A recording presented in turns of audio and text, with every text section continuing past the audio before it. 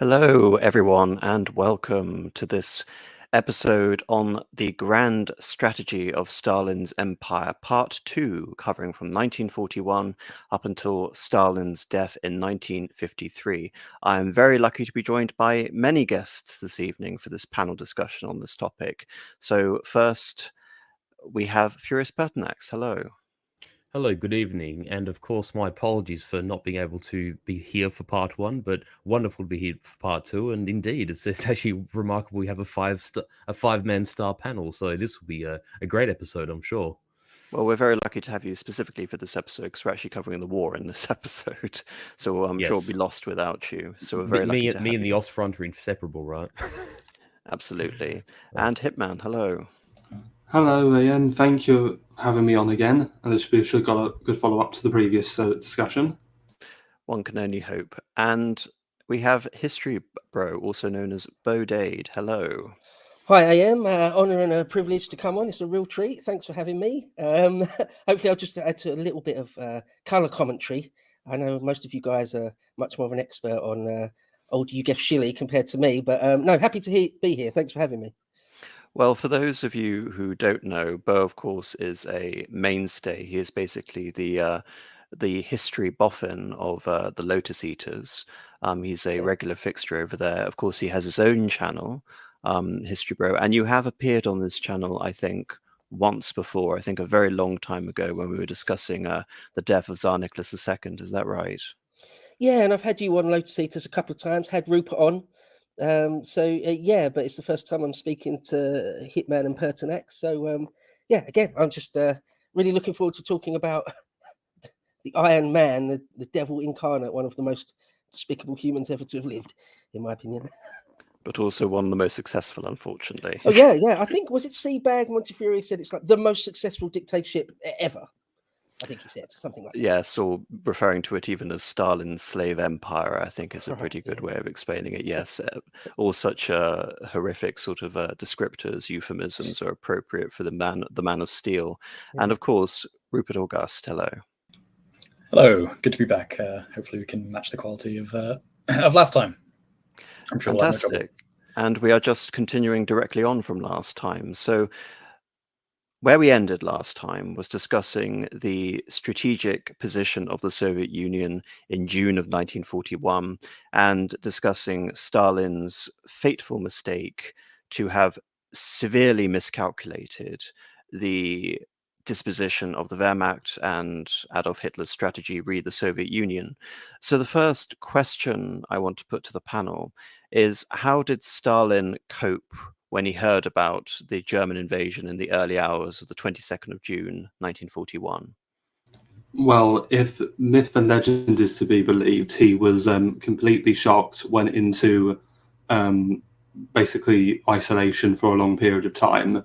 But that's very convenient if you believe this idea of the Soviet Union or Stalin being some innocent attack victim from the Germans.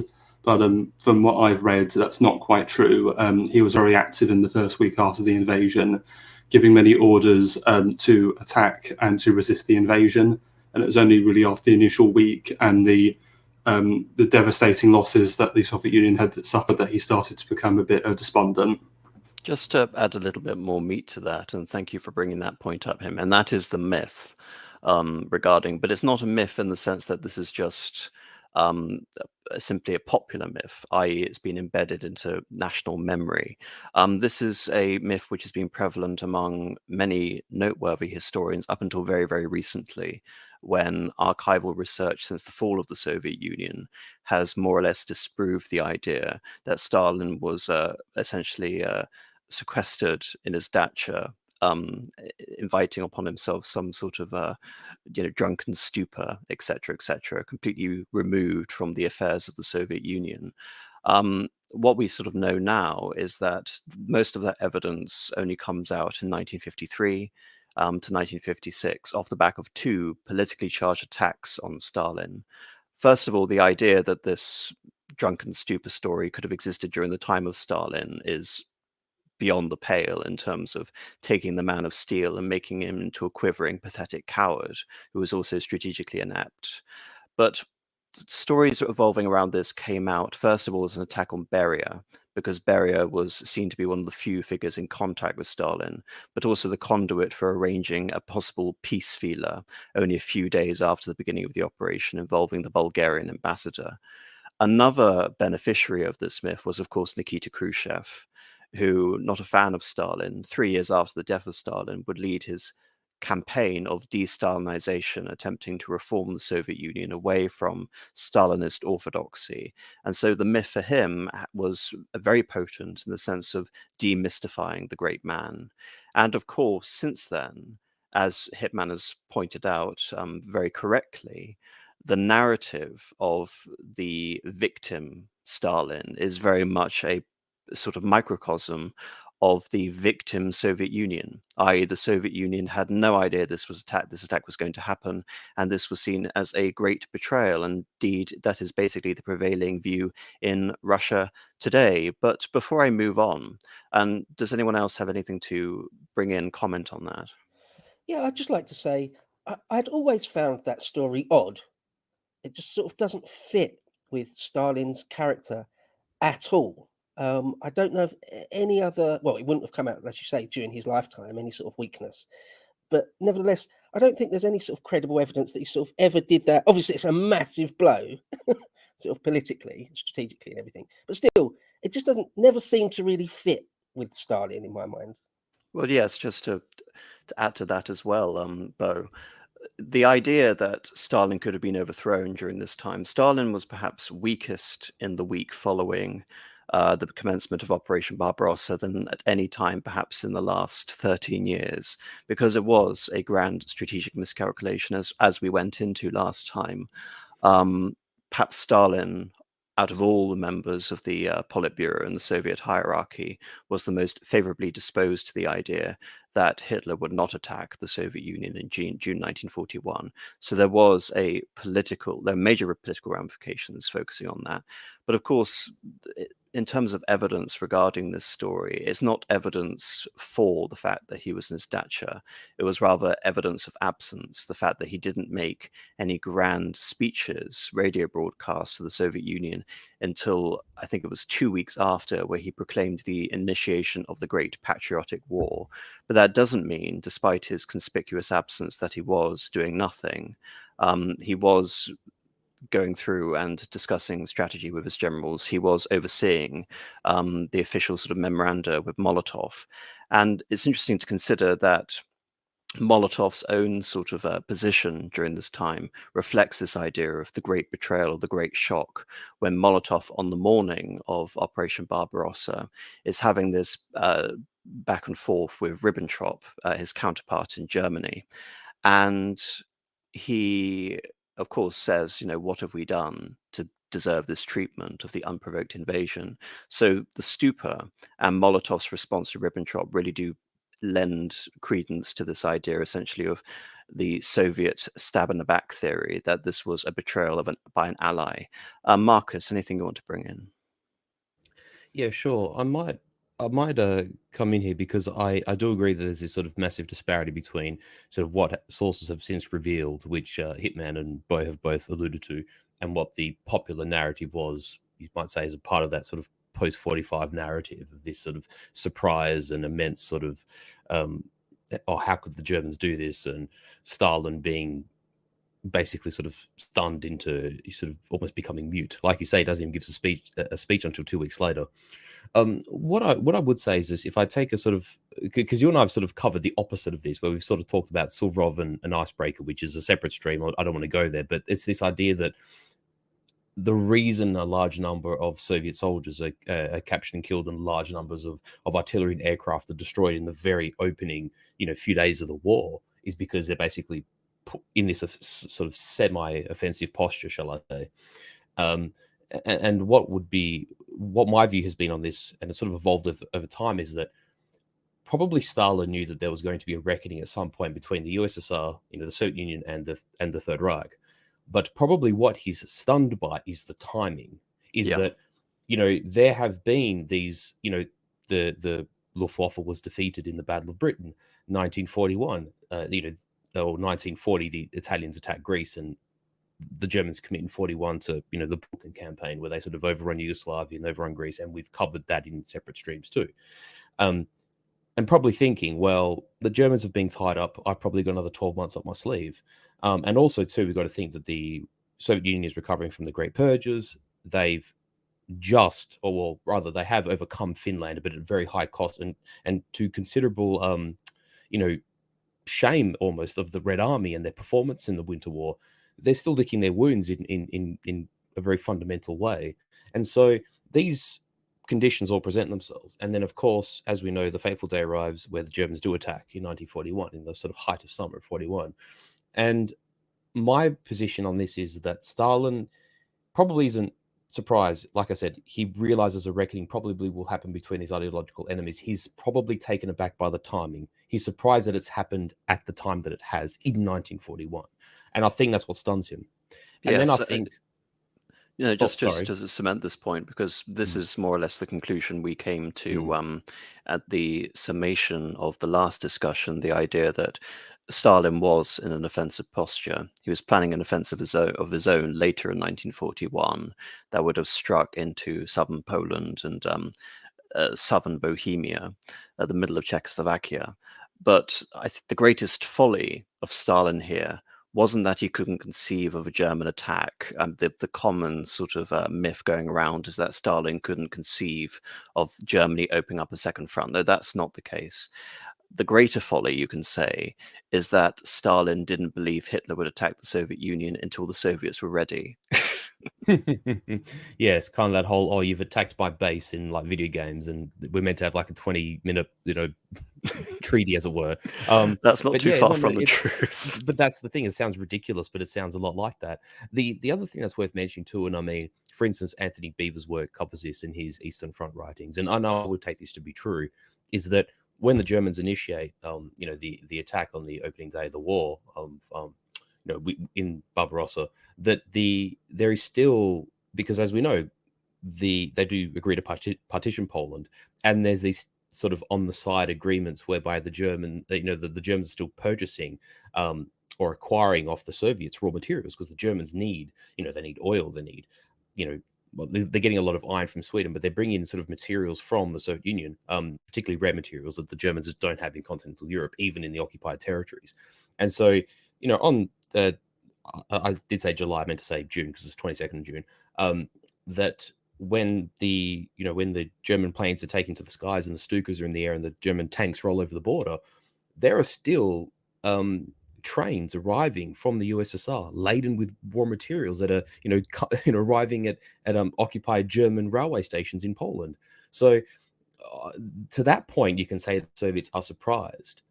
But as we've just covered now, I think everyone knew there was going to be a reckoning. It's probably a case of the Stalin and even probably most of the Soviet government and even the Soviet high command are probably surprised that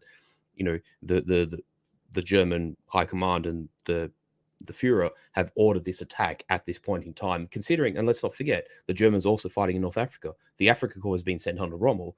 There has been the Balkan campaign. There has been a lot of sideshows that have distracted the German Air Force and Army in 41, and yet they commit to this attack.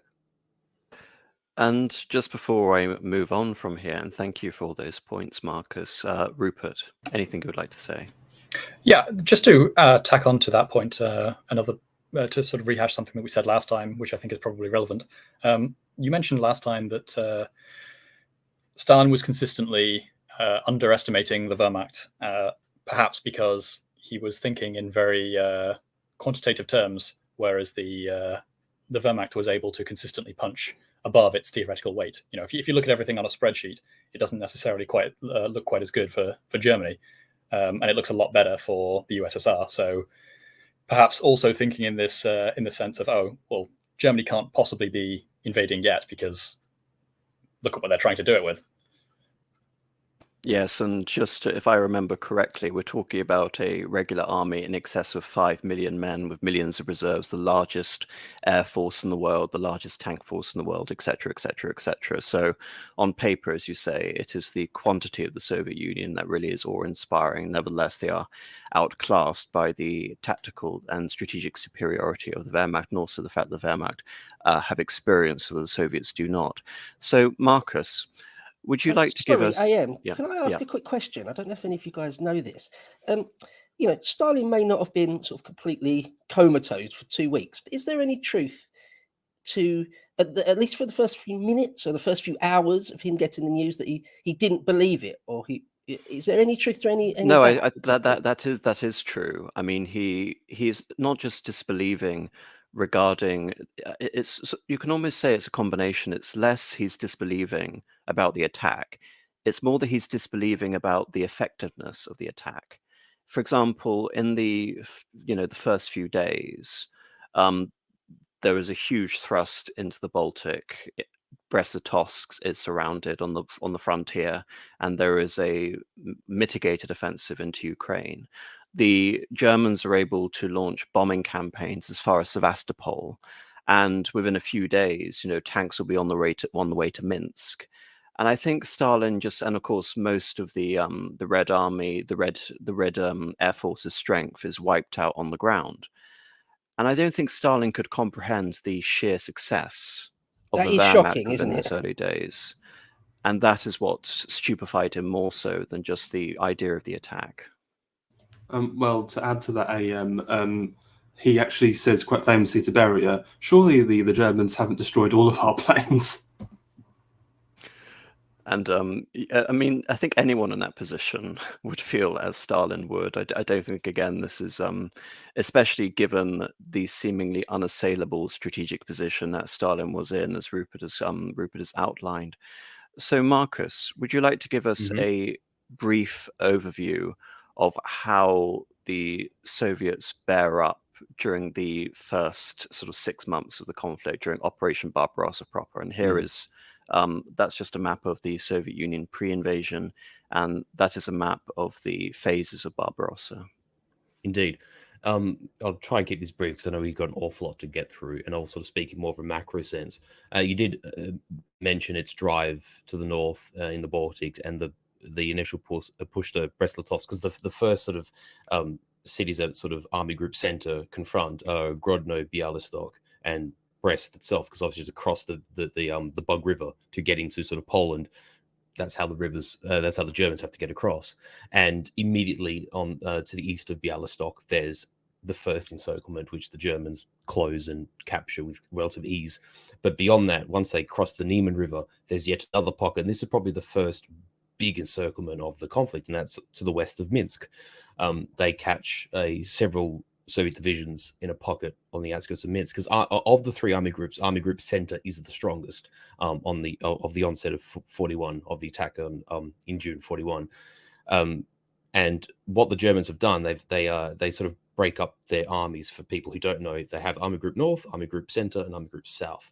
And Army Group North is commanded by Ritter von Lieb, Army Group Center by Fedor von Bock, and Army Group South by Gerd von Rundstedt. They're the sort of field marshals in control of each area, and each one has like a few, 2 or 3 armies deployed within them, and then within them they have these big panzer groups, and what they are is a grouping of German armored or panzer divisions and motorized divisions, and it's because, again, a bit like what the Germans do against the French, is that they use these tanks in sort of collective forces. These panzer divisions are a concentration of armor and motorized infantry, and to some extent self-propelled artillery, and they can move in these wide, broad, aggressive, rapid advances around Soviet troops. But what the Germans find early on, and this is with these two encirclements in eastern Poland, the one outside of Bialystok and Minsk, is that the Soviets do often fight very hard within the pocket. They don't actually surrender, unlike the experience with, say, the French, and to a lesser extent with the Polish. The Soviets almost do not surrender. Particularly in smaller pockets, they tend to fight on, and they tend to capture only relatively small amounts of troops. It's once they get to the bigger pockets, the one outside of Minsk, particularly the one outside of Smolensk, later in the war, the one outside of Kiev is where the Germans start bagging very large quantities of troops. Yes, And just it's to look on actually this, the- just a couple of things. Just to look on this map. This map is actually quite useful because you see the expansion up Oh, into the sorry, 1st of I had September. the tab up. Sorry, keep going. Sorry, you see the expansion up into the 1st of September 1941, and you Yeah. see the Germans are positioned in Gomel and they're positioned in South Ukraine. And then there are these two lines directing towards Lubny from the south and the north. The encirclement of Kiev, I believe, I mean, orchestrated ultimately by von Rundstedt, was the largest encirclement in history, I believe. Is that correct? I believe, yeah, the numbers are estimated around to be anywhere from sort of 500,000 to 600,000. It was a huge encirclement, even by the standards of World War II itself. But just to emphasize some points that you brought up there regarding the ferocity of the Soviet resistance and the necessity for strategic encirclements. Unlike Poland and unlike France, with France, it's just a quick thrust to split the Allies off from Paris, then take Paris. In Poland, of course, you can attack from East Prussia, attack from Slovakia, Silesia. Essentially, Poland is in many ways surrounded, especially when the Soviets invade. In the literal sense, cut to pieces. In the literal sense, cut to sense, pieces. you know? But when you look at the Soviet Union has something that none of the other nations which the Germans have recently occupied has, which is strategic depth. And what is more remarkable, especially after the Soviet counteroffensive in the winter of 1941, with the exception of the area around Leningrad, nearly all of Russia proper, the Soviet Socialist Republic of Russia, is not occupied by the Germans, with a couple of exceptions, Kursk, for example. And that is really remarkable in terms of just, again, looking back on this map, appreciating the scale that even though these German advances look incredible on the face of it, in the scheme of European Russia, they are almost nothing. I mean, this is sort of pushing the border as it was during the time of the beginning of Catherine the Great or Peter the Great, Sons of the Baltic. So Russia has this not just a vast pool of manpower to draw from, but this immense strategic depth. And so the only way that the Germans can effectively defeat Russia, other than just amassing, vast amounts of territory, I believe in the first few days of Operation Barbarossa, the Germans were taking something ridiculous, like 600 square kilometers of land every single day from the Soviets. But even that wasn't enough, ultimately, to take the Soviets, such is the scale of Russia. So it thereby invites this necessity of encirclements. You have to destroy the Red Army because you're not going to conquer Russia, in the same way that Napoleon, when he invades Russia in 1812, the campaign is predicated on the destruction of the imperial army, not on the conquest of Russia. Exactly. And Spasticus Autisticus, with a wonderful quote from Rundstedt himself, "The vastness of Russia devours us." That's exactly right.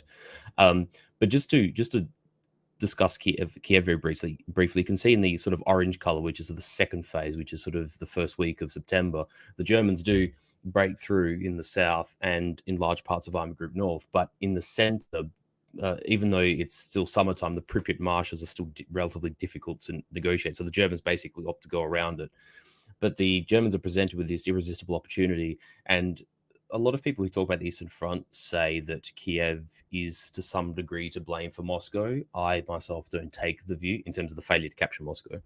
And also, if, as you just said now, if the objective primarily is to destroy the opponent's army, then you don't forego an opportunity to destroy such a large segment of it. And I'm trying to think. Ajapal Singh said Kiev at least 750,000. That's a higher estimate. I tend to peg it back, but I mean, anywhere from 500,000 to 750 is a viable number for Kiev. But even if you take that number, just to put that in perspective, that's twice the number that were encircled in Stalingrad. Correct. And this is from the onset of the war, where those troops actually haven't done a lot in terms of inflicting casualties on their opposition. And so you see those downwards and upwards arrows into the purple from the orange. From the north, you have Guderian peeling southwards from Army Group Center, and Hermann Hott pushing north from Army Group South. Even though you said Rundstedt was a big planner of this, so was Guderian. Guderian was very much for this option because he also foresaw the logic of encircling a large number of troops that were actually holding. You look at that salient, it's begging to be encircled, and that's exactly what the Germans do. And really, from this 9th September line where the rains start. Not exactly on the 9th, but it's in this sort of middle part of September that the Raputista sets in and begins to really tell on the Germans, and it really grinds them down. And the worst thing is for them isn't even so much the difficulty in advancing, but the Russian rail is a wider gauge than the continental German rail, and the Germans are trying to relay this rail, and the Germans are struggling to transport supplies and material and reinforcements over main roads. And so this hinders the ability of the Germans to rest and refit for this push on Moscow and on towards Leningrad, and this sort of complicates the advance. I just wanted to say there is an element though where to look ahead a little bit, the campaign sort of runs out of steam as much due to logistics as anything else. And so while these big encirclements are obviously very favorable, there's a couple of things that happen where not only do they, as you said, they lose a fair amount of troops actually trying to close these pockets quickly because they realize that it's sort of a race against time. And so it causes them to lose a lot of troops that they perhaps otherwise didn't need to. You can say that they couldn't necessarily leave those troops in their back lines because that would cause all sorts of problems. And of course it would. But if the eventual problem is that they run out of steam and run out of time, then especially by overrunning their supply lines, then having used all of that fuel and all of that time to close up those pockets in the south, I think you can probably make a pretty compelling argument that the war is essentially lost for Germany at that point. I think, yes, Bo, would you like to ask something?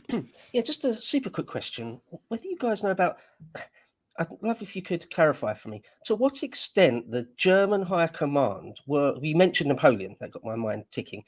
To what extent they were, I've heard some people describe it, they're sort of obsessed with Napoleon's campaign and tried to, not make any of the same mistakes. Is that true or not? Because, well, I won't go any further. I just wondered if you've got any takes on that.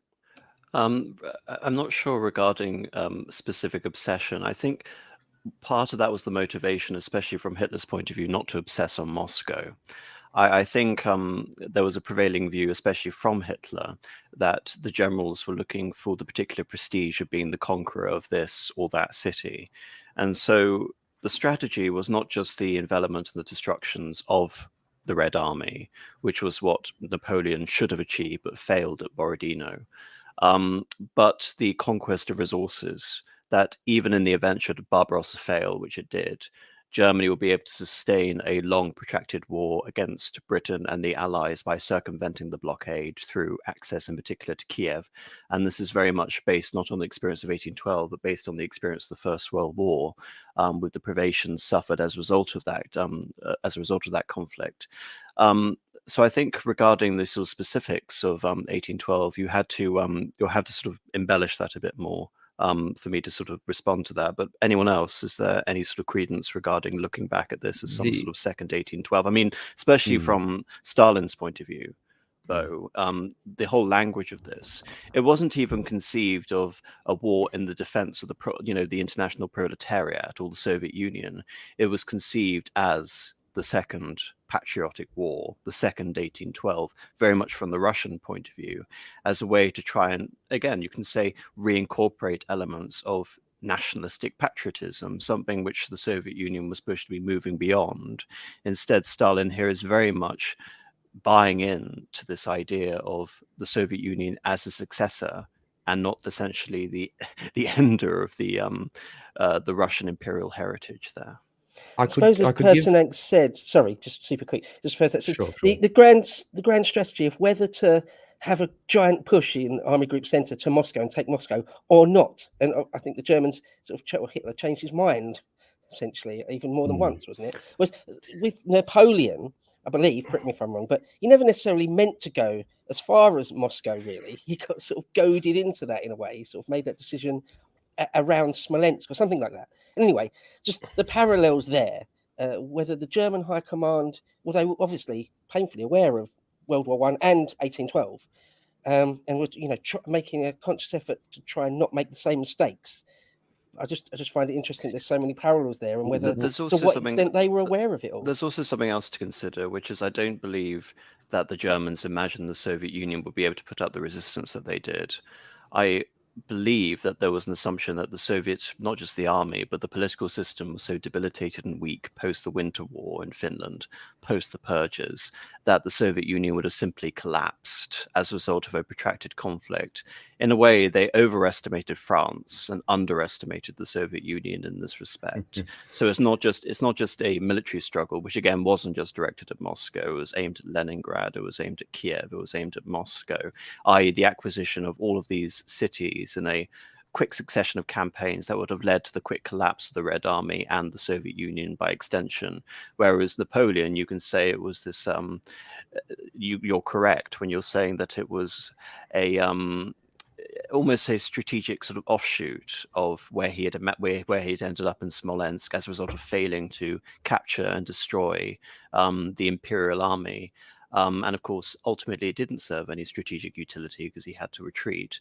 But regarding this, I mean, there is, you can say, more strategic viability in attacking Moscow, if nothing else for the fact that Moscow is the hub of the Soviet rail system, and in such a way it would severely impugn the logistics of the entire war effort if Moscow were captured, beyond the symbolic effects of losing Moscow, and of course the fact that European Russia is overly dependent on the area around Moscow. One thing I wanted to just to give Rupert and Bo a chance to reply to this is that and again this does appear in texts that are written about this, is that in the German Abwehr, which is the German army intelligence, essentially the moment they knew that the invasion was going ahead and was basically being undertaken, there are several members of well, not Canarus's immediate staff, but within the sort of echelons of the German Abwehr, basically shot themselves. They actually committed suicide when Barbarossa was taken, and many of these more, shall I say, pessimistic officers within German intelligence basically felt that once Germany had opened up the second front without achieving treaty with the British, were doomed to fail. Now, they were obviously probably a little too pessimistic, because Barbarossa, under different circumstances, even as history played out, quite possibly could have, succeeded. But the point, I think, was it you, Bo, that made the point about Operation Typhoon and that final push on Moscow, if memory serves me correct. Again, the Germans sort of reach this sort of line, it's sort of that between sort of midway in the green area before they finally push, not midway through green, but they're sort of on the border of that green territory when they finally make that push with Operation Typhoon, which is the Army Group Center does a heavy lifting of this, and the Germans in cold conditions. And again, 1941 happens to be one of the coldest years in the entire century, much like what happened in 1812. In Napoleon's time, the Germans don't end up capturing Moscow. Some units get to the outskirts of the city, but the Germans are so overextended, they are not equipped for winter fighting. And as we know, the Soviets, Zhukov, basically convinces Stalin to utilize these eastern reserves for Manchuria. They arrive in Moscow in time, and they succeed in holding Moscow and pushing back Army Group Center. And as you've said, the Soviets counterattack, and they counterattack with considerable success in the dead of winter. And they actually bring a large number of German divisions to almost ineffective fighting strength within a single campaigning season. I think that's a good time to sort of cue away just from Operation Barbarossa, because I'm afraid we have a lot to cover this evening. And I just want to make one more point. This will perhaps lend into that discussion regarding Stalin's it's a separate role. Point, though. Oh, right. I'm going to talk about Stalin, actually.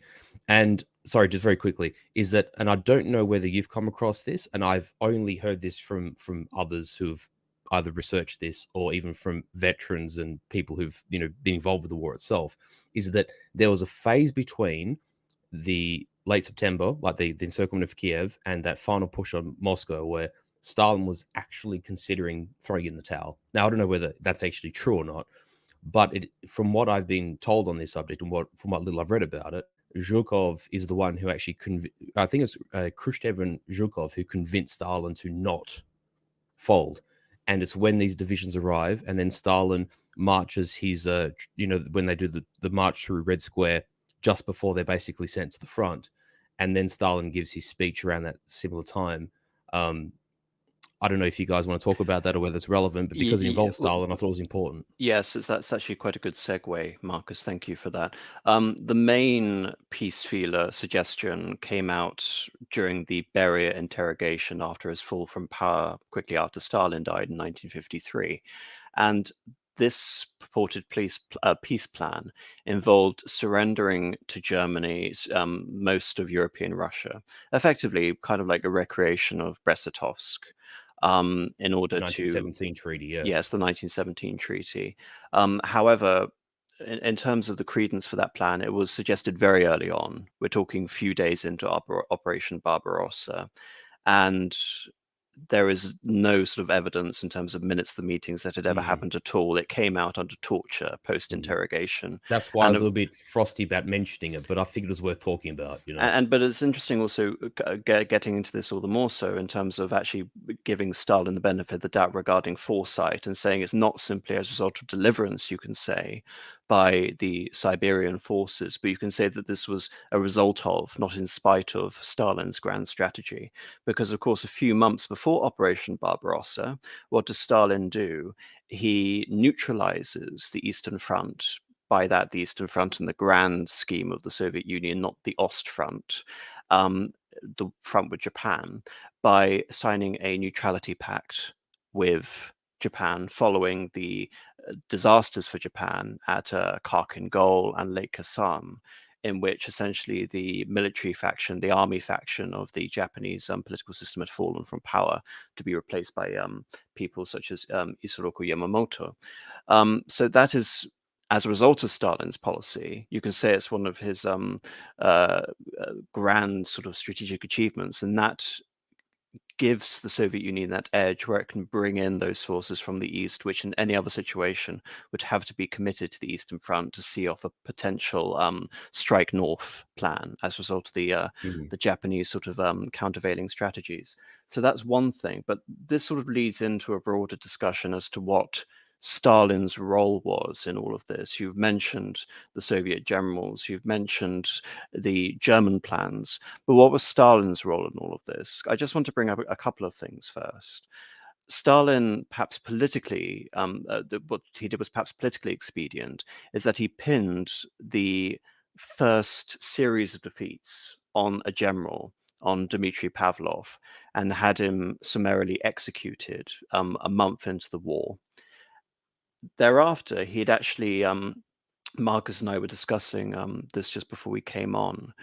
During the height of the purges, a unit, the military councils or the political commissar, was reintroduced into the Red Army to oversee the political purges of the Soviet armed forces. However, because this often complicated the smooth effectiveness of the Red Army, in August of 1940, just a little under a year before Operation Barbarossa, these commissars were abolished. And yet what was one of Stalin's first acts as per the invasion was to reincorporate the political commissars back into the command structure of the Red Army, to such an extent that Ivan Konev, one of the main military figures on the Eastern Front, would have to beg Stalin to disempower the political commissars to allow for an effective running of these organizations, which are effectively controlled by two commanders, one a military head and one a political head. So regarding whether this was effective or not, because obviously the opinion from one of the top generals of the Red Army was that this was not effective, why do you think Stalin would have made such a decision when it was only politically expedient to begin with? Well, as you mentioned earlier, he was obviously quite vulnerable when the invasion happened, because he seemed to have failed to have predicted it would happen there. So going along with, obviously, Stalin was famously very paranoid, I see it as him trying to strengthen his position politically to see off any potential coup against him.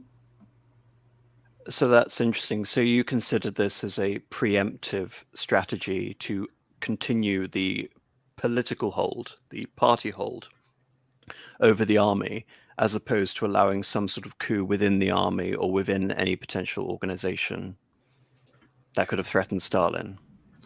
Yes, exactly. Because as we've seen, he was always paranoid and never wanted to relinquish power.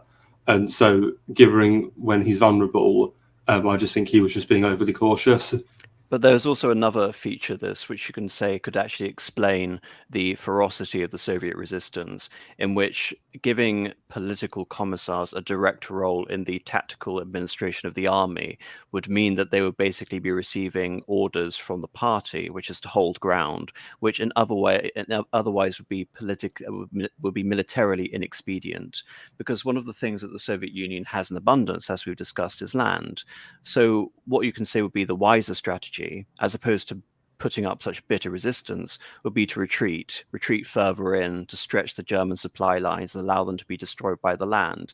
Instead, we see these protracted phases of heroic resistance by the Red Army. You can say stupid resistance by the Red Army. Do you think the political commissars have some of the blame for that, deserve some of the blame for that? Yeah, I think that's fair, because ultimately Stalin wanted to resist the invasion at all costs, and I think they probably just wanted to please him as best they could, so they just went along with what he wanted.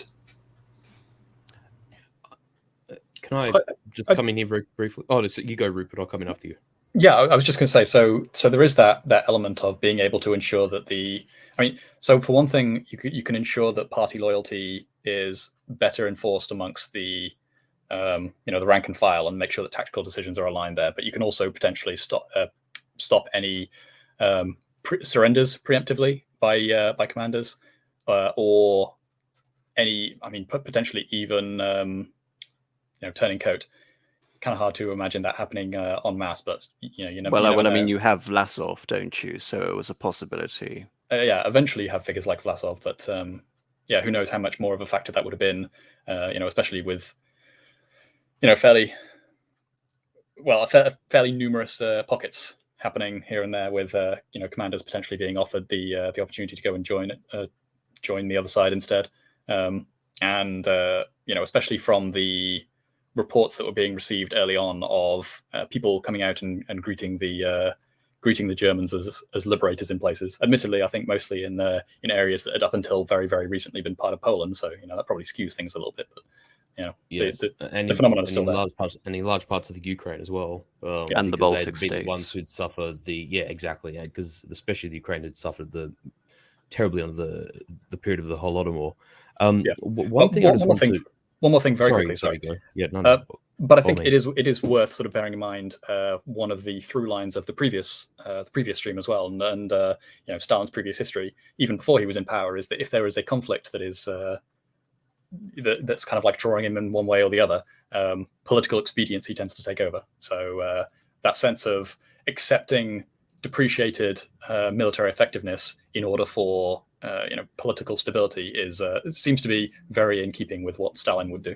Just to buttress your point, sorry, Rupert, just quickly get into this for ease of reference for the audience.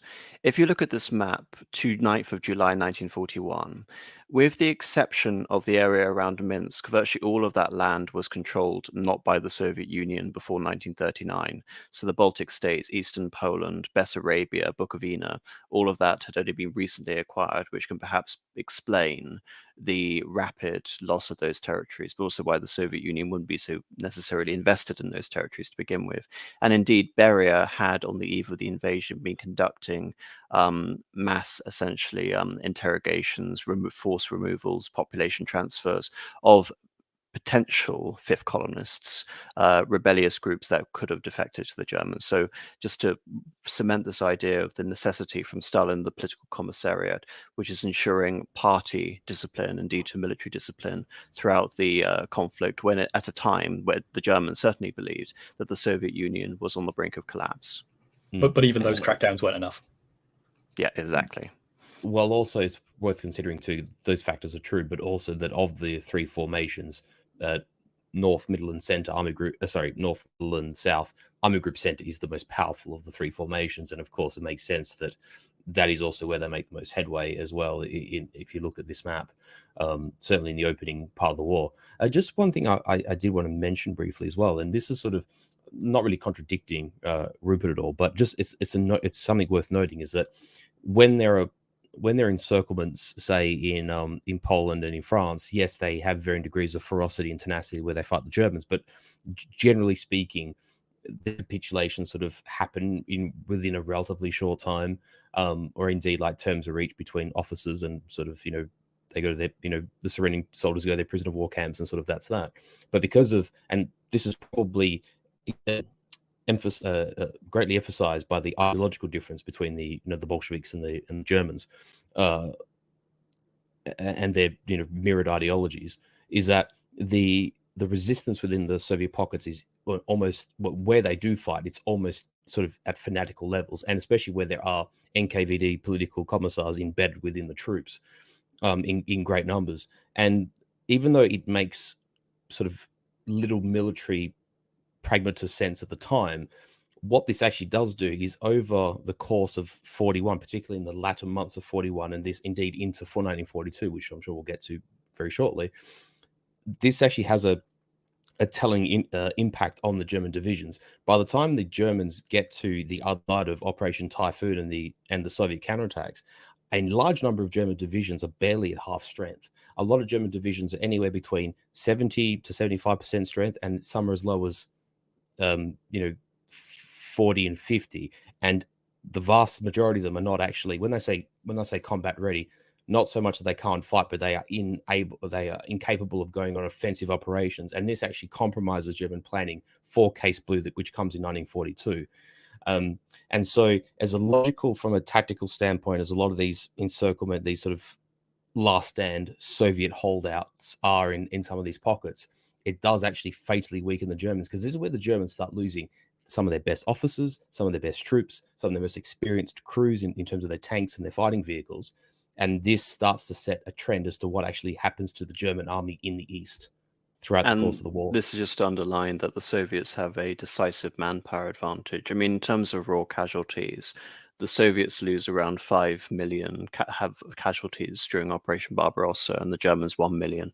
But of course, for the Germans, these are virtually irreplaceable, whereas the Soviet Union just keep churning out literally tens of millions of people to be it's a trade-off they can afford to make.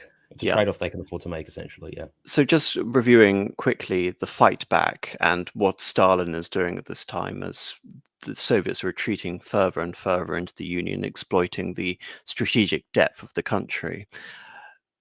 Something that Marcus and I discussed on a recent stream, which is actually the paramount importance of Operation Countenance and the beginning of the Grand Alliance, the Allied collaboration. Stalin he doesn't even really need to make a charm offensive, because Roosevelt and Churchill are already favorably disposed towards the Soviet Union to begin offering aid, support, and indeed joint offensives with the Soviet Union. And the first offensive is Operation Countenance, which in August of 1941, at the height, you can see, of the desperate situation for the Soviet Union and Britain occupy Iran. And what this means is that there is essentially a lifeline for supplies to reach the Soviet Union. The other lifeline, of course, is through the Arctic convoys, which, of course, is far more perilous than setting up a route through Basra to Tabriz and ultimately into Azerbaijan to not just facilitate the supply of oil from Baku into the rest of the Soviet Union, and of course, Iranian oil, but Allied supplies and Lend-Lease. Indeed, Stalin really wants to impress upon the Allies the commitment to acknowledge all of the gains that the Soviet Union have made in 1940 up until 1941. So the Baltic states, Eastern Poland, Bessarabia, Bukovina, even parts of Finland, and indeed now Finland is at war with the Soviet Union, along with Romania, Hungary, Bulgaria, etc., etc. So you can say that Stalin has already effectively exploited the Allies in terms of making himself indispensable to the Allied cause. And even though Churchill in particular looks at the permanent acquisition of these Soviet territories as counterproductive, the American administration, which Rupert and I talked about at length in the previous episode, the Americans, which bordered on open treason vis-a-vis America and the Soviet Union in terms of the lengths they were willing to go to support the Soviet Union. I'll get into the Morgenthau plan. I've got a little reading segment from that later. But just from now, from this point on, we had the Atlantic Charter later in 1941, which is already, before the Americans have even joined the war, conceives of a post-world order, which you can say it is theoretically at odds with the Soviet Union, albeit in reality the Allies, France and Britain, are going to suffer more from the implications of self-determination in the Charter than the Soviet Union. So Stalin is fostering the Grand Alliance, and we are seeing counterattacks against Germany through Operation Countenance and the Moscow counteroffensive, which in part is a result of Stalin's successful Eastern policy vis-a-vis Japan. So, Marcus, I'd like to ask you, because again, we have to quickly go through this, I'm afraid. Of course. Why was the Moscow offensive only limited in its gains? Why couldn't it have gone further? You mean from the perspective or the German? From the perspective of Stalin. Okay, no, because when you say the Moscow offensive, both Sorry, armies the are attacking. counteroffensive. The counteroffensive, yeah. Fair enough. No, that's why I asked. No. I dare say it would have been a case of the fact that Stalin only has so many troops at the ready. In the end, these are divisions, not entirely, but for the most part, which are drawn, redeployed from Manchuria and sort of drawn upon to create this strategic, or rather, an operational reserve that shields Moscow from these incursions by the Army Group Center that are sort of just touching the outskirts of Moscow. But of course, come 5th December, 9th December, these attacks are initiated, these counterattacks are initiated, and a couple of reasons for it. In the end, there's only so many sort of combat-ready troops. I mean, let's take into account that the Soviets in the first, not even 6 months, well, let's just say 6 months of the war, the first, up until the end of calendar year 41, have lost over 1 million men, frontline units, just completely wiped off the order of battle map. These are the kind of losses that would have probably destroyed any other army and forced it to capitulate, including the US Army, including the British Army. There is not an army on the planet that could have withstood these losses within such a short space of time and kept going in the fight. But it's a case of Army Group Center. It launches Operation Typhoon in already a state of in a weakened state, and so it's a dice roll for the Germans. It doesn't work. These units are already under strength. They are overextended. The supply lines are a shambles. A great many men are actually suffering in terms of sickness, also in terms of frostbite. Some of the things that you might read about the frostbite casualties suffered by the Germans is horrific, actually horrific. We sort of hear that, in men, and I'm sorry to be a bit grisly, but when you hear that they actually have like their eyelids and their genitals, destroyed by the cold, it's horrific to even consider. And it's fresh troops that are going up against these kind of men who are in this deplorable state. And the Germans, to their credit, actually, even though they withdraw in certain places, they withdraw from Tula. Well, they don't capture Tula, but you can see from that encirclement south of Moscow there, Tula is not captured, but the Soviets push through Tula. They push to sort of towards Bryansk and towards Kursk. They push south of Demyansk and north of Rzhev, and they actually create what we call the Rzhev pocket, which sort of becomes quite important in 1942. And it's a case of, yes, the Soviets are using their strength in a pretty sort of sensible fashion, but they've only got so much strength at that point in time. They can't afford to go headlong into the Germans, into what are becoming increasingly entrenched positions, and fetch away what manpower they got. The Soviets have the luxury of being able to wait. And so this is why, in my belief, these attacks are only relatively limited in scope. And just just two points before I put this back to the panel regarding, first of all, the diplomatic position of the Soviet Union, which is actually very important, and I really can't not talk about this. And read the military situation, just to push back slightly on what Marcus has said, just looking at this map. First of all, Stalin abolishes Comintern. In our last discussion, a lot of the debate or sort of discussion was predicated around the effectiveness of Comintern, the Third Communist International, as the vehicle for the international proletarian revolution. So why does Stalin abolish Comintern? Well, Comintern, of course, is actively anti-capitalist, anti-fascist. It is essentially an organization on a war footing to undermine those various governments which now the Soviet Union are technically allied with. So on the one hand, the Comintern is a signal to the Western governments that the Soviet Union is in fact an ally and not an implacable enemy. However, as we also saw with Lenin's grand stratagem regarding expediency above everything else, as we later see with the reformulation of the Cominform after Comintern, the Soviets are still actively planning, influencing governments and manipulating, subverting allies, supposed allies, as well as the enemies of the Soviet Union. They're simply doing so in an even more covert fashion as to what we're used to. And just regarding the military situation, Marcus, as you can see on this map, we see the success around Moscow, which secures Moscow in perpetuity for the remainder of the war. But we also see the Germans attack Leningrad, and they also see the loss of Sevastopol, which is one of, if I believe, of Erich von Manstein's great successes, the capture of Sevastopol. So I have to, the siege of Sevastopol. Yes, the siege of Sevastopol. It's interesting, however, to consider with Leningrad that Stalin was willing essentially to let Leningrad starve for nearly sort of 2.5 years, up until 3 years. And I think that has political ramifications when we look at Kirov before the war and Zhanov after the war. But of course, the loss of Sevastopol also means that the Soviets don't have a way of attacking Ploesti, which they had tried to with a desperate bombing raid before, which of course was the German main supply of oil. Now the Soviets have cut off Baku for the German war machine. But anyway, back to the floor. Yeah, indeed. Just very quickly for me, Michael K19th made a good point. Is that the Red Army did, had a relatively limited scope, particularly around the Moscow sector. You could probably say anywhere from sort of around Kalinin, Demyansk, all the way down to Tula. But they actually extend this line, and you can actually see on this map too. There's a relatively minor but important counterattack in Izium, famous today for a whole bunch of other reasons, that actually almost encircles Kharkov from the south.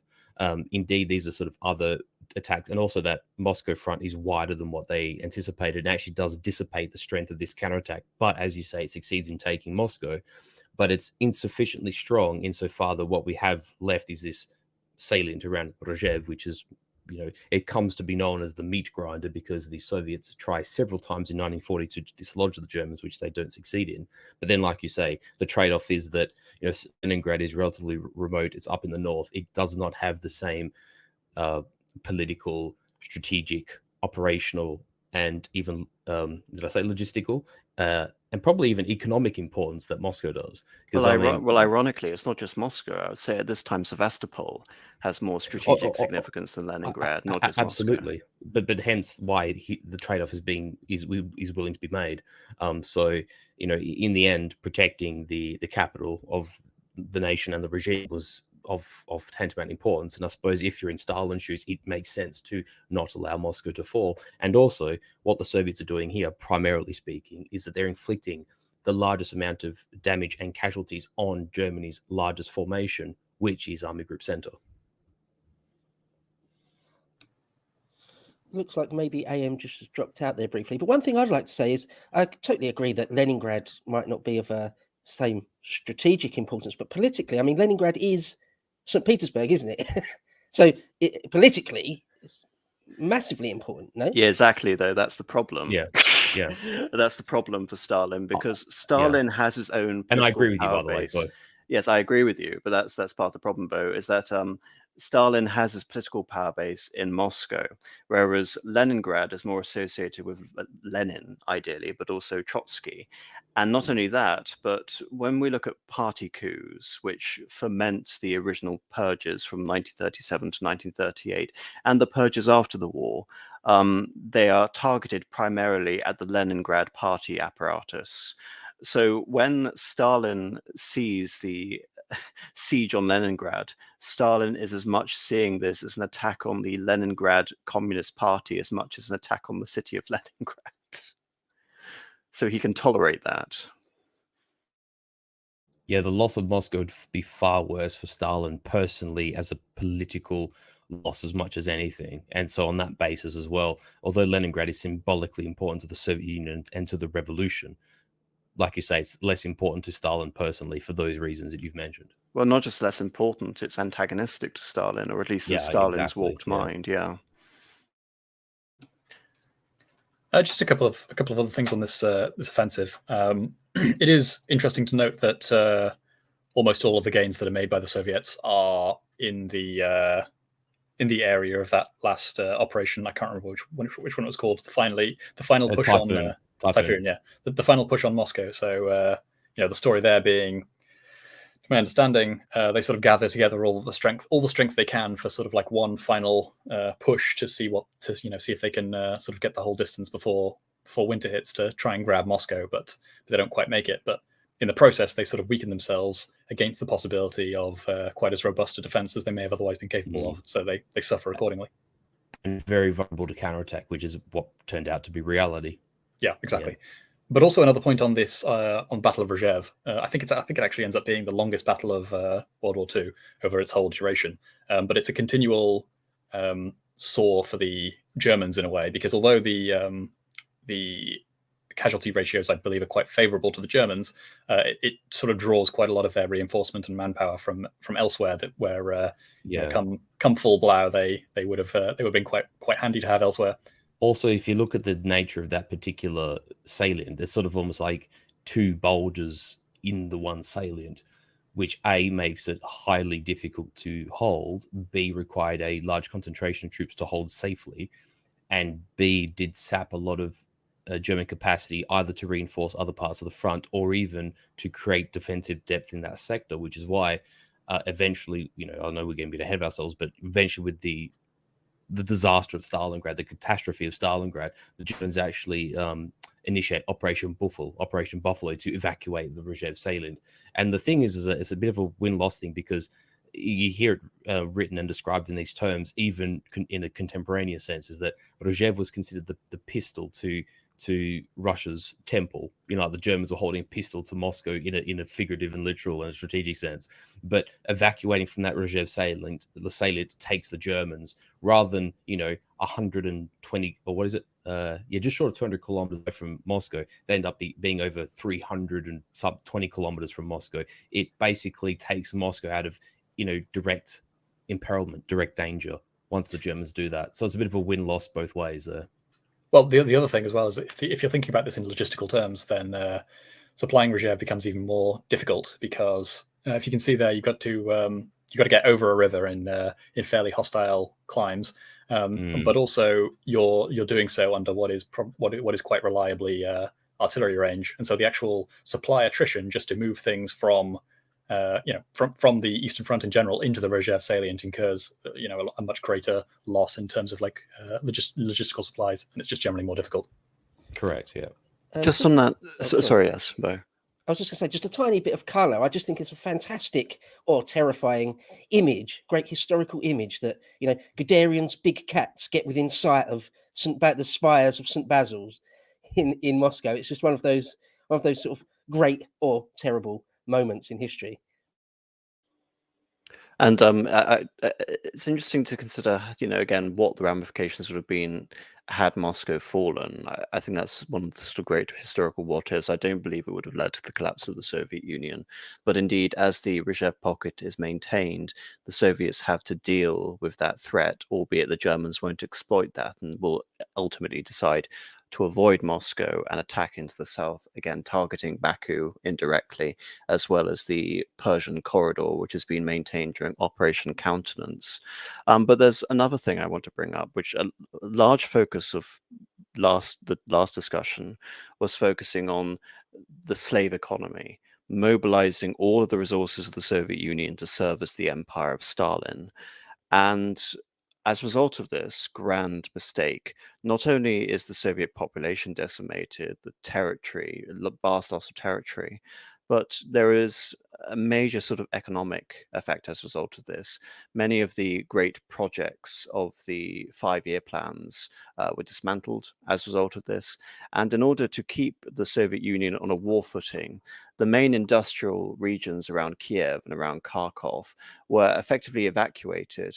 There were these vast train networks which transported industrial resources, materials, factories, deassembled them, took them over the Urals, and reassembled them again, which is really quite remarkable in terms of thinking of this gargantuan effort to not just ensure that the army is saved, the Soviet Union is saved, but that the industrial capacity of the Soviet Union is maintained also.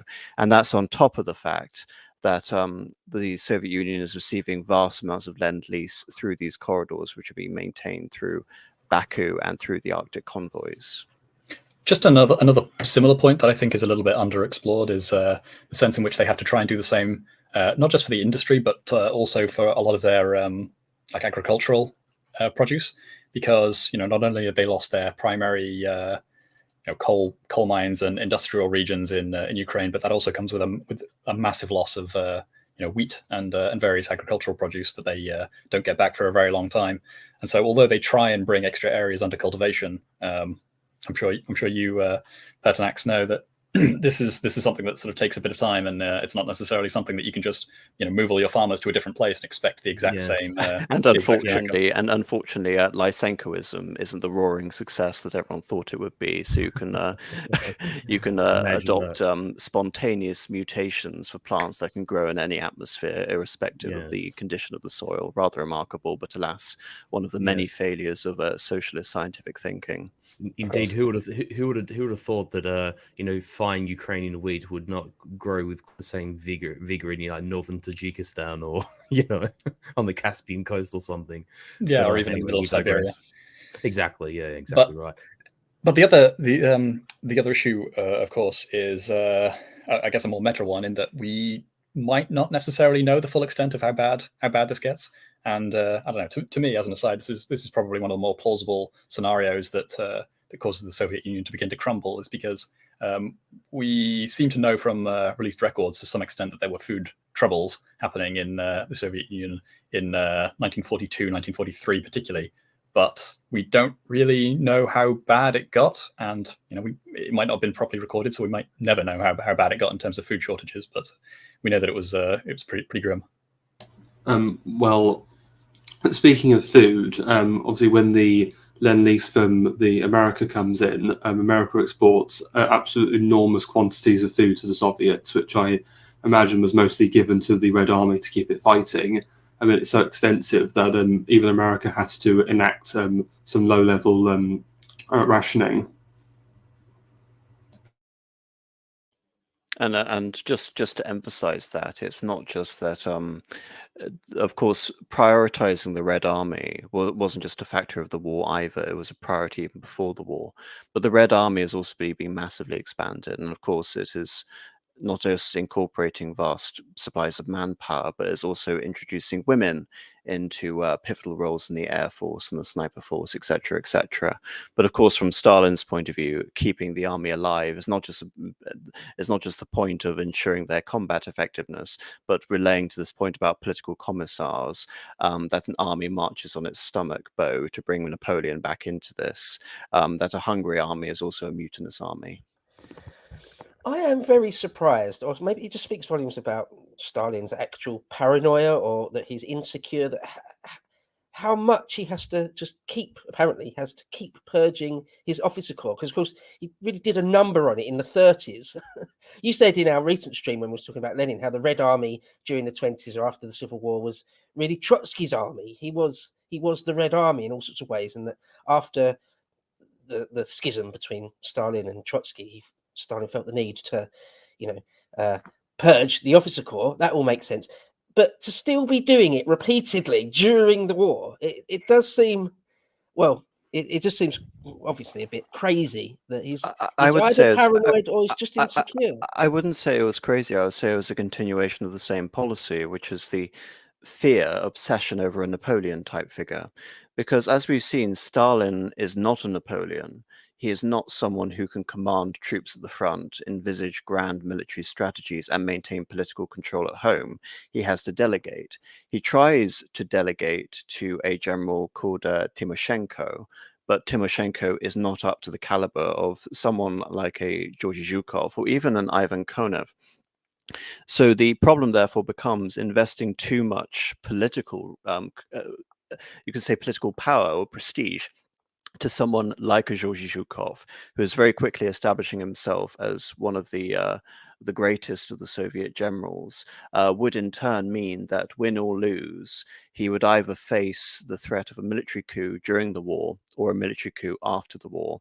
And so the threat of a potential attack on the Soviet Union by the Red Army is a consistent fear pervading all of Stalin's actions. And you can say that his survival actually ensures that his success, his policy here was actually a success. And to be clear, his fear of a Red Napoleon is not one that is completely is not one that's either unfounded or just in his head, because there are a lot of figures who float around at this time who do very consciously think of themselves as a Red Napoleon, and sometimes even sort of don the name for themselves. And we brought up Andrei Vlachov earlier, of course, who was conceiving of himself as the leader of a coalition of anti-communist, anti-Stalin cadres who would take over in the name of the Germans after the collapse of the Soviet Union, or even again to present the anti-Stalin bloc of Russians with some sort of legitimacy. But regarding Zhukov in particular, Bo, what does Zhukov do after the de-Stalinization campaign? He wants to take it even further, to the point that Khrushchev is terrified that Zhukov is going to get rid of him. And so Khrushchev is ultimately the one, not Stalin, who censures him permanently and forces him into retirement. Right, yeah, I mean, it's surprising how many strong men, very strong men, there were in the Red Army, despite, I mean, in the purges of the Red Army during the 30s were very extensive, weren't they? I mean, it's surprising that there's any, very, very strong men left, but of course there were. So it just speaks volumes, I guess, about, I don't know, the Russian character. Maybe that's a bit glib. It's too broad of a thing to say, but nevertheless, it speaks volumes about the officer corps in the Red Army. They were, or let's say that they were badasses, a lot of them. Well, it's sort of against the grain, runs against the grain, doesn't it? Because the Soviet army, the Red Army, was effectively created as being anti-officer. That was effectively the basis of it. It was leveling the entire command structure of the army to effectively do without officers. And so officers and traditional ranks of the Imperial Army were only begrudgingly incorporated in the 1930s.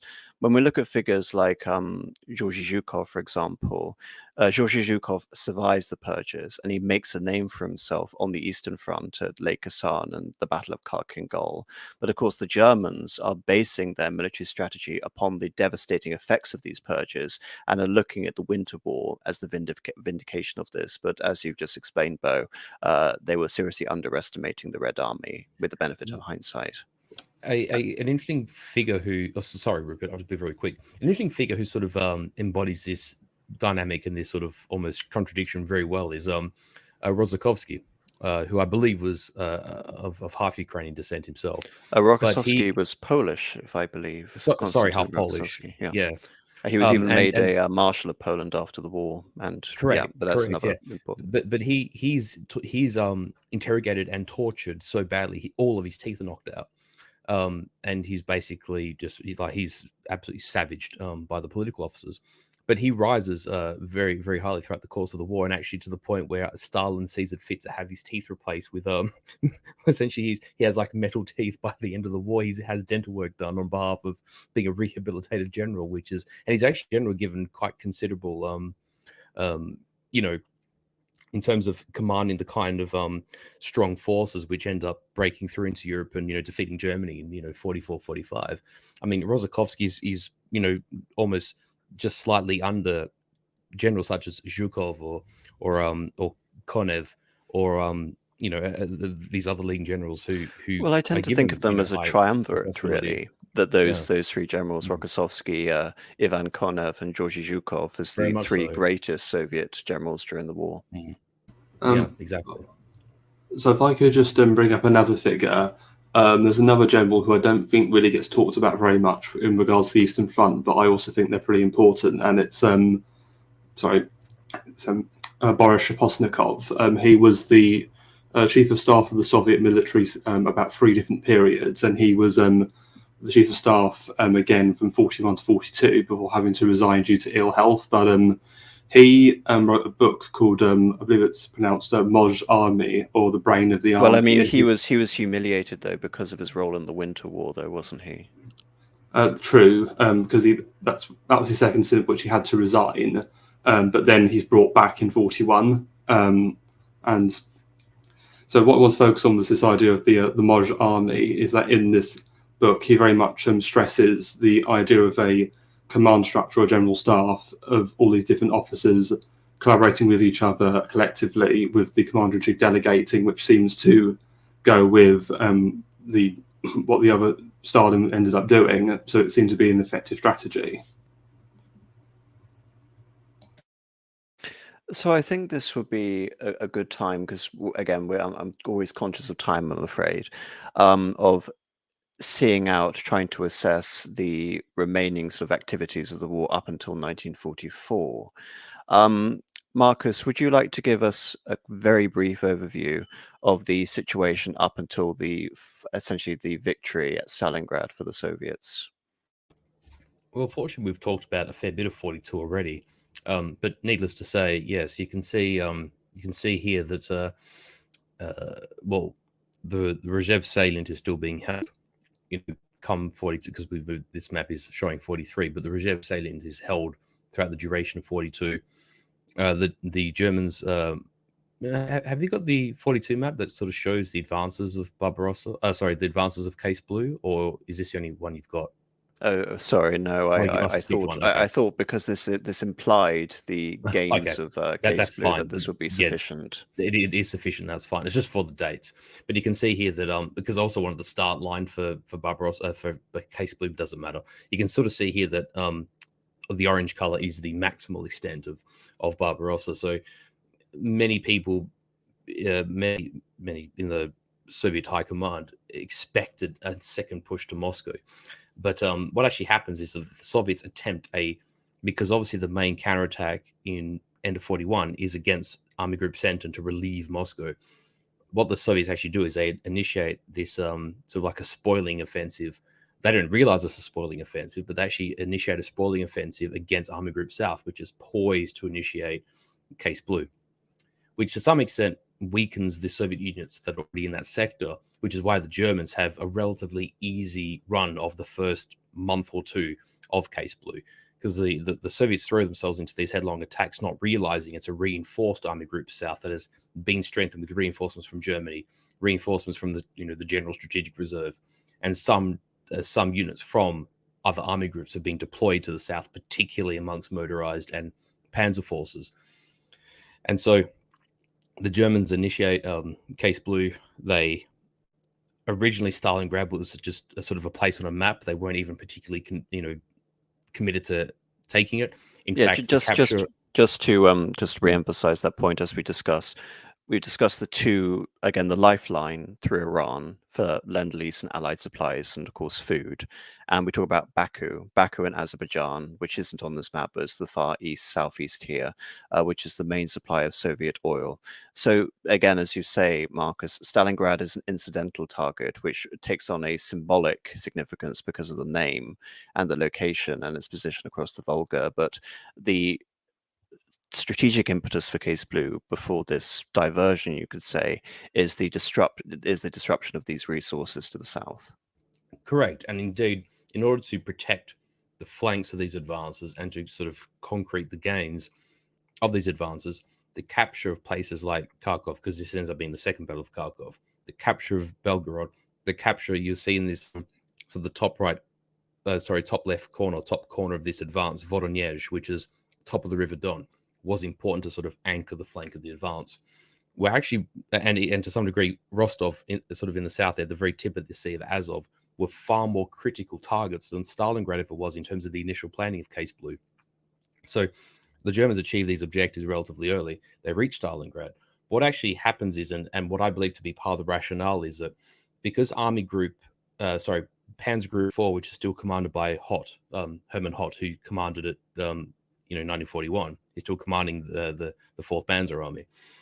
This is sort of shuffled between the upper and lower part of the advance, and because of that, there's sort of like this logistic traffic jam that sort of happens between the Dnieper and sort of the Don-Volga confluence, and this actually gives the Soviets enough time to escape a number of the encirclements that they would otherwise have been caught up in. And the thing is that these units retreat to Stalingrad or via Stalingrad, which then sort of gives the Germans the impetus to then advance upon Stalingrad, because these troops that have inadvertently escaped destruction attract the Germans' attention. And so this sort of inevitably leads to the shall we call it the distraction of Stalingrad that turns into the great catastrophe of Stalingrad for the German army. And the German 6th Army, which is the army that is advancing into this Don-Volga confluence here between the two rivers, is one of the strongest formations in the German army. Like it's a fighting force of over 300,000 men, and is comprised of many very competent and experienced German units. And so, question. Sorry, go Bo. Yeah, quick question. I understand that there was no massive strategic need to take the whole of Stalingrad, but politically, it still would have been important. I mean, it's Tsaritsyn, isn't it? It's important town, but still, Correct, wasn't it strategically important to take everything up to the Volga? At least take everything on the western side of the Volga. That was important, though, wasn't it? Correct, and the logic is you see this on map here. I just can't read this map because it's not quite the highest resolution. I just can't see where that city is, that sort of midway from Stalingrad to Grozny. I can't quite see what that is, but the logic was to actually sort of have Stalingrad either captured or not, but sort of to sort of use this line around Stalingrad and then follow the Volga and physically cut off. Sorry, Elista. Elista is the city. Thank you, Elista. Yeah, to cut off.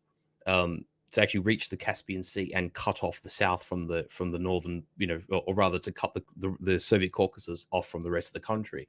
And in fact, I believe Mark Felton did a video, it would have been 6-7 months ago, where accounts have been found of soldiers, and I think it was a 20th Motorized Division, because they actually in this sector, they actually take reconnaissance, they make reconnaissance patrols essentially to the Caspian Sea, and they don't actually hit any resistance.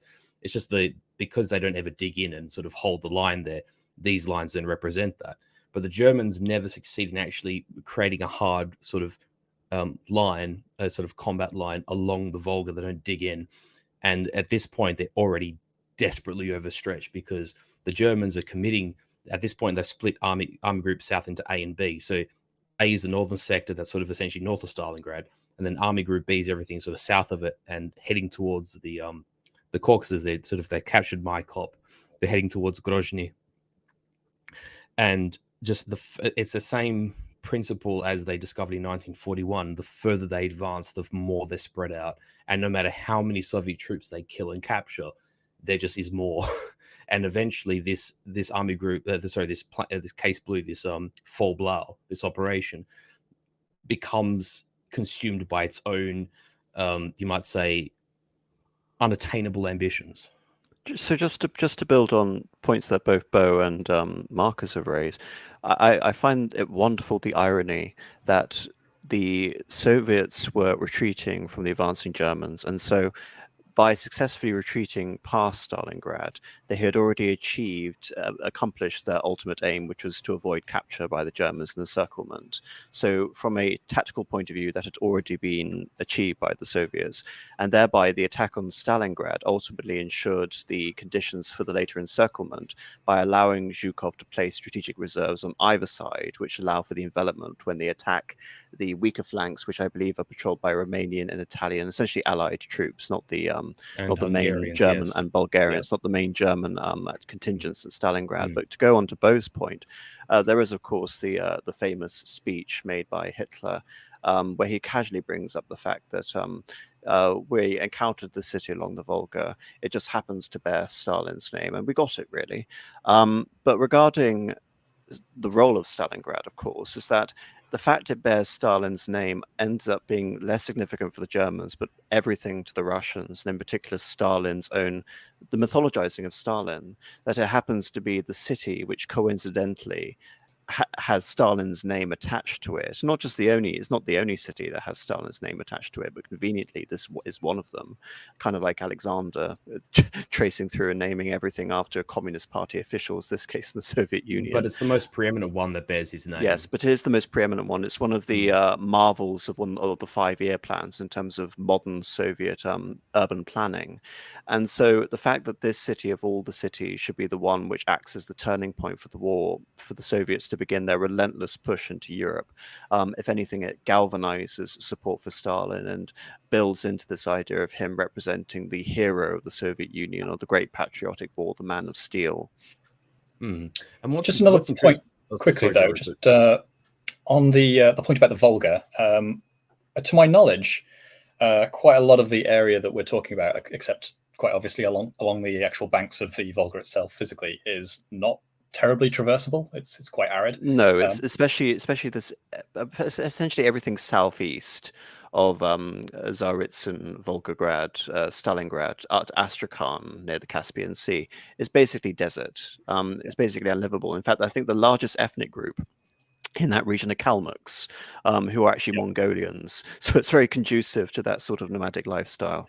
Yes, Although- but also quite crucially, I believe the rail lines, especially at that time, between Astrakhan, the only other notable place in the area, that only goes, I believe, to Stalingrad. And so really they only need to take Stalingrad before they have essentially all of the anchor point that they need in order to hold the entire area, because it's not really readily traversable from the east unless you're going via Stalingrad. But it's still cut off the oil. That's the thing with Baku. Either which way, the only way that the Russians had an ability to utilize the oil in Baku was to traverse it over land.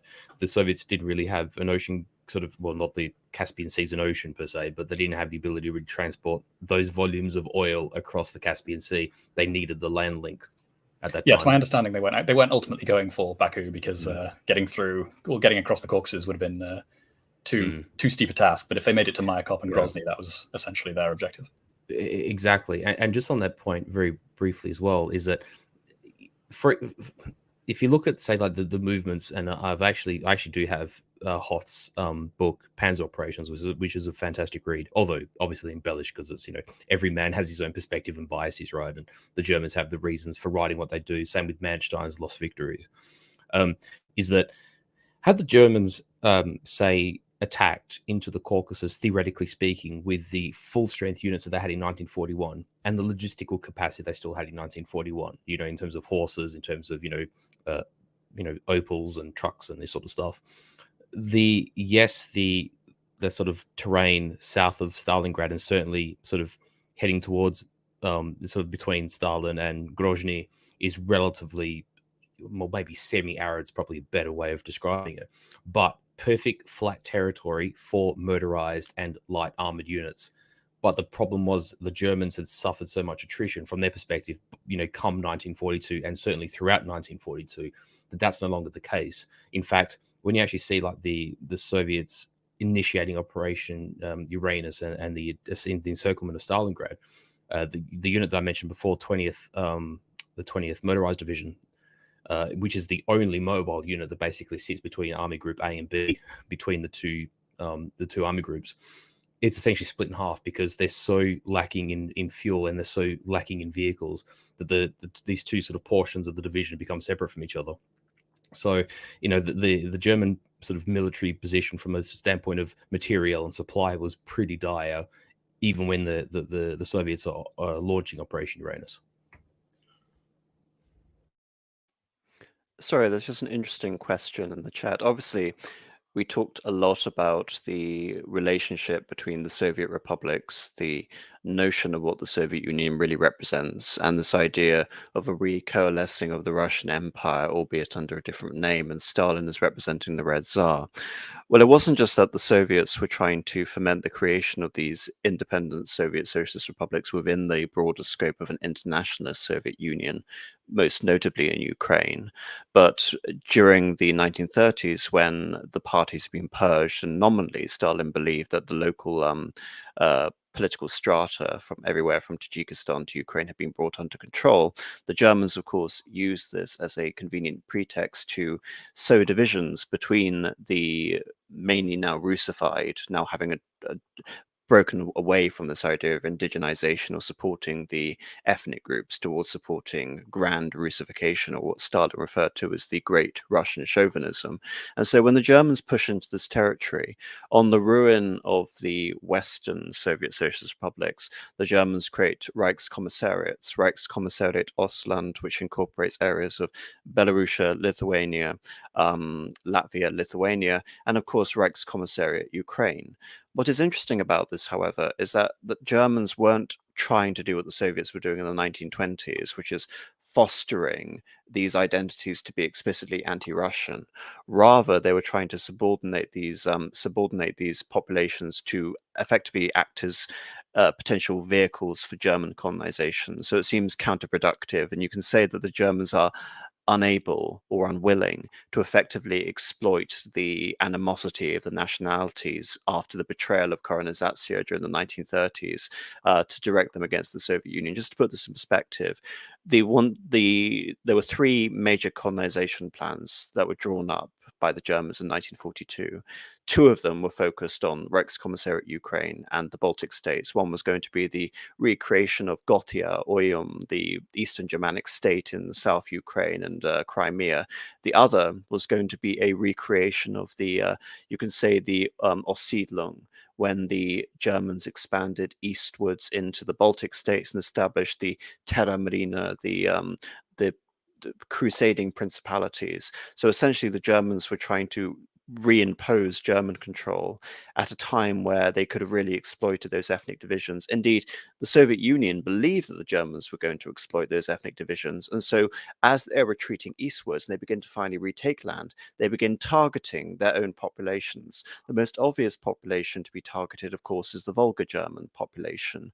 During 1940, the Soviet Union and the Germans had a population transfer by which the Baltic Germans were reincorporated into the Reich as a policy of Hyman's Reich, find a home in the Reich.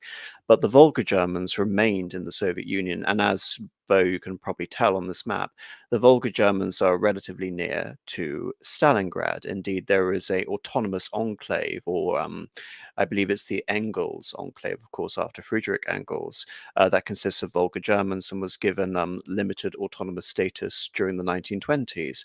Well, of course, these ethnic Germans in the Soviet Union are forcefully relocated by Stalin into Kazakhstan to prevent them becoming fifth colonists, as we saw with Beria's original interventions on the Eastern Front just prior to Operation Barbarossa.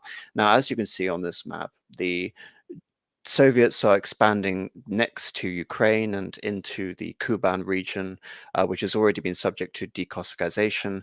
But now in this map, from essentially Battle of Kursk up until the end of 1944, they reconquer those territories which have been occupied by the Germans. And of course, one of the regions which is occupied is the Crimea. And you can say the greatest effect of decossacization or targeting of indigenous populations is reserved for the Crimean Tatars. And Marcus and I actually have a stream regarding collaboration and integration of white army remnants, emigre remnants, and Cossack units, especially under Peter Krasnov, into the Waffen-SS structure to continue fighting all the way up until Austria, where they're finally handed over back to the Soviet Union. But the Crimean Tatars are uniquely singled out, forcefully removed from essentially what had essentially been a commingling of populations for 1,000 years up until this point, and as with the Volga Germans, moved into Kazakhstan. So both the Germans and the Soviets are, under Stalin, are consciously thinking in terms of ethnic resettlements during the reconquest of these territories. And this is only going to exacerbate during the course of the war, when it's principally directed against all Germans east of the Oder. It's very interesting you should mention that. It just so happens the other day I was reading some of part 3 of Solzhenitsyn's Gulag Archipelago, where he talks a lot about the Germans from the Volga region and how particularly hardworking they were. Seemed to be able to handle, when they weren't just murdered outright, seemed to be able to handle all the hardship better than most other peoples. But one quick question I wanted to ask, I wonder if you guys could tell me a little bit about this, is the oil thing. So I've heard it said that the Germans weren't able to get their hands on a lot of the oil fields in the Caucasus, but they were getting most of their oil from Romania. Is that the case? And secondly, it seems to me a very long way still to Baku, like completely unrealistically too far. Is that the case? I mean, are there oil wells around Grozny in that region? Would that have really helped the German war effort in terms of oil? Chechnya and Dagestan, Derbent, that sort of region. Regarding specific sort of locations of refineries, I do believe there is oil in that general region. But to answer your first question, Ploesti was not just the principal source of oil for the German war machine, but also oil refineries.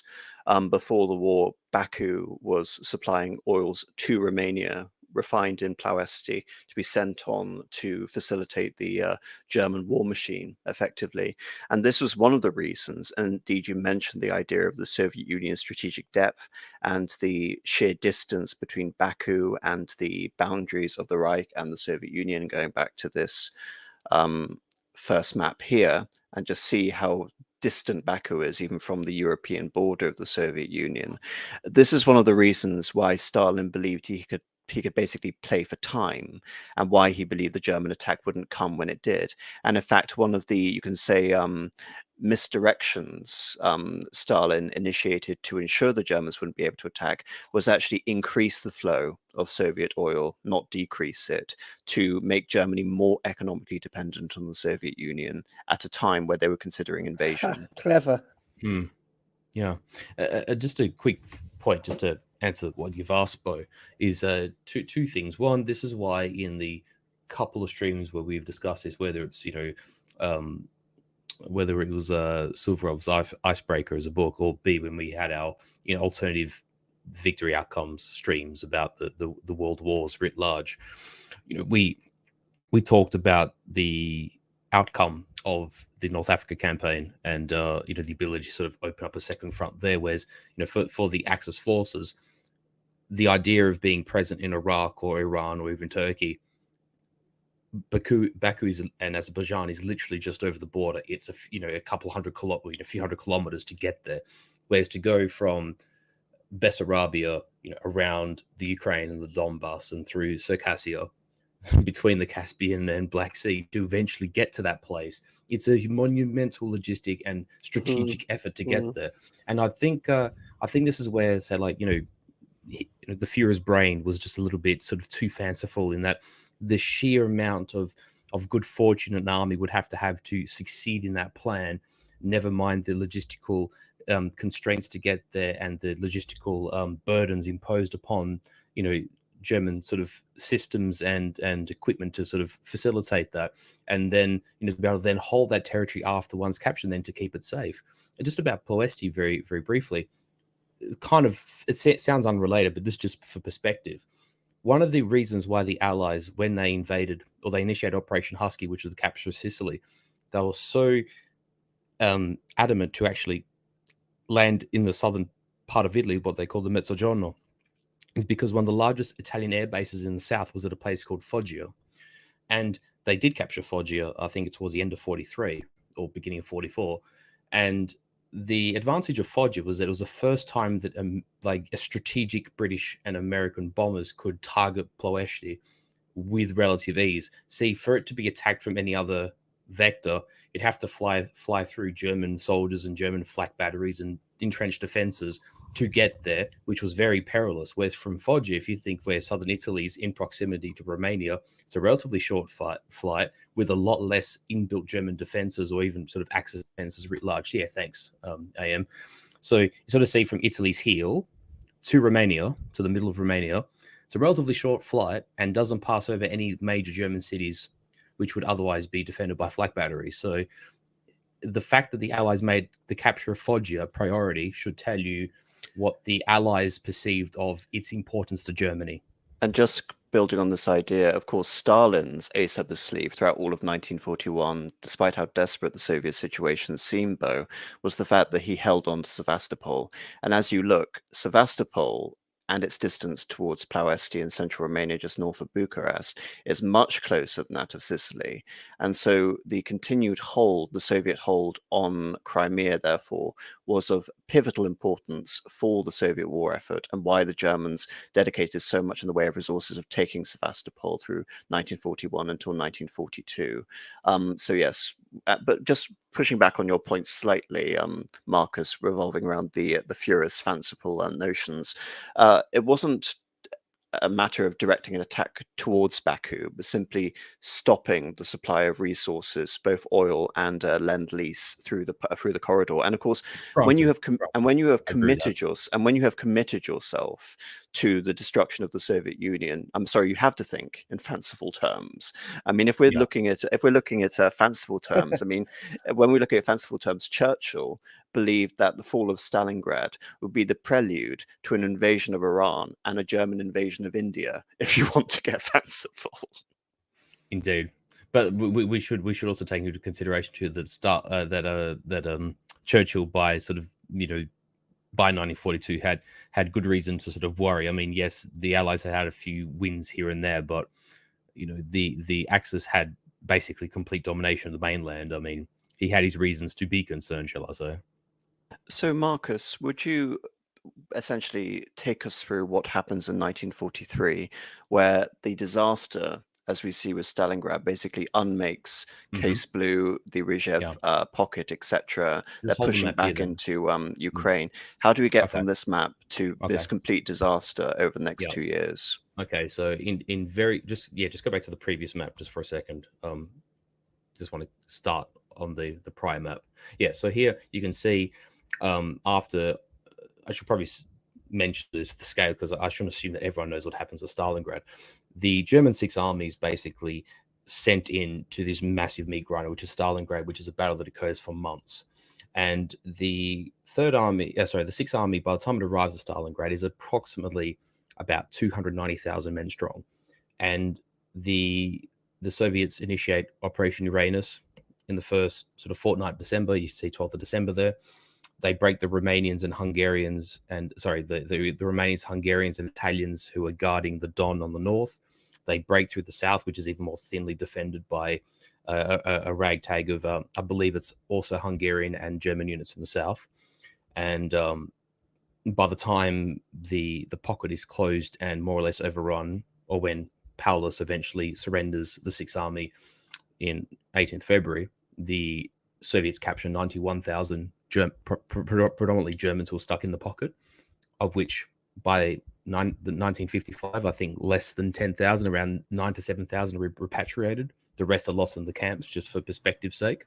But just one key thing about that is that a lot of these guys end up then forming the initial cadre of leadership in East Germany. Fast forward. Correct. Around von Paulus, actually. Although he doesn't become a political leader in East Germany, he actually joins that organization. Yeah, exactly. Good point. But I think a lot of the junior officers end up becoming. Doesn't Paulus become the commander of the DDR armies after the war? I am not sure. I didn't think so, but maybe. I'm not sure either, but I know he wasn't politically involved in the sense of like government, as such. So to push on with this, you can see here the Soviet advances through February to March 43 are extensive. Again, all the gains of Case Blue roll back, plus some. Rostov is lost again. The Soviets cross the Dnieper in several places, and you can see they cross at Rostov, they cross at Izium. There's actually a possibility that Army Group South itself will be encircled along the Sea of Azov, although Manstein manages to hold here in because he's placing command of the entirety of Army Group South in 1943, and he does steady the ship. He basically utilizes what in future times becomes referred to as sort of fire brigade tactics, where sort of German Kampfgruppe sort of units that are scattered from one another tend to sort of combine into functional, combined arms small-scale units and sort of hold the line against the Soviets. Kharkov is lost, Belgorod is lost. And you can see here, March 43, the Germans evacuate the Rzhev salient, therefore sort of essentially relieving Moscow from immediate danger. And the Germans do pull back a little bit from Kursk. And what actually happens here is, we'll keep it on this map for now. But what the Germans do is in April 43, they counterattack, they recapture Kharkov again, because we have the third Battle of Kharkov and Belgorod. And this creates this salient around Kursk. So if you want to move the map forward, AM, to the next, because I'll bring us to the 43 lines. So you can sort of see here, come 1943, although it shows December, but the lines are basically the same. The Germans have more or less, got a holding line around along the Donetsk River, aside from the stretch from Rostov north. There is this salient around Kursk, and it actually ends up sitting there for months. Manstein and many of his sub-commanders want to just wait for immediate refitting and reinforcement and then to strike. There's a lot of contention as to who's actually who is responsible for waiting at Kursk and for giving the Soviets ample time to build the defenses they do. But this actually transpires, and the Germans then actually initiate their the what they call Operation Zitadelle, Operation Citadel, to attempt the encirclement of the Kursk salient, but this doesn't actually pan out. Although there's significant breakthroughs in the south, led by the 3rd SS Panzer Corps under Paul Hauser, rather. The Germans get bogged up in the north, and the encirclement doesn't happen. And once the Germans sort of throw everything at Kursk, you can see here that the setbacks in 1943 are comprehensive. The Germans try to fall back behind the Dnieper, and they try to establish what they call the Panta-Wotan line, but this fails. The Soviets basically get to the Dnieper in very rapid succession. They cut off the Crimea, which you can see in this map. They cross at I think it's at Kremenchuk, which is just north of Dnipropetrovsk, which they also cross here. And the Soviets also succeed in sort of essentially a coup in capturing Kiev. And you can see that they've basically penetrated and completely compromised the Dnieper for the Germans as a defensive line. And what you see in the early months of 1944 is that the Germans eventually give up on Leningrad. They cannot hold this northern extremity in such isolation. Germans pull back. You can see that orange in the north. That's where they pull back from Leningrad. And in the south, the Soviets keep attacking. They once they've breached the Dnieper, they know they have the Germans on the run.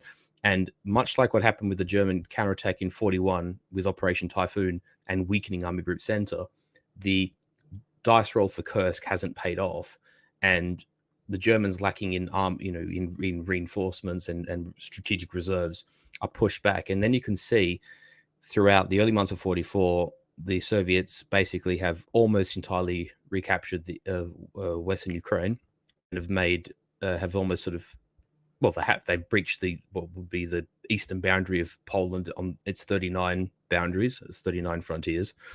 And they've also crossed the Dniester, so they're basically in Bessarabia come end of 44. But by summer 44. And this sets up the stage. You see the purple line. That is the lines for what becomes the prelude for Operation Bagration, which in my mind is actually one of the most fantastic sort of military standpoint operations of military history, never mind World War II.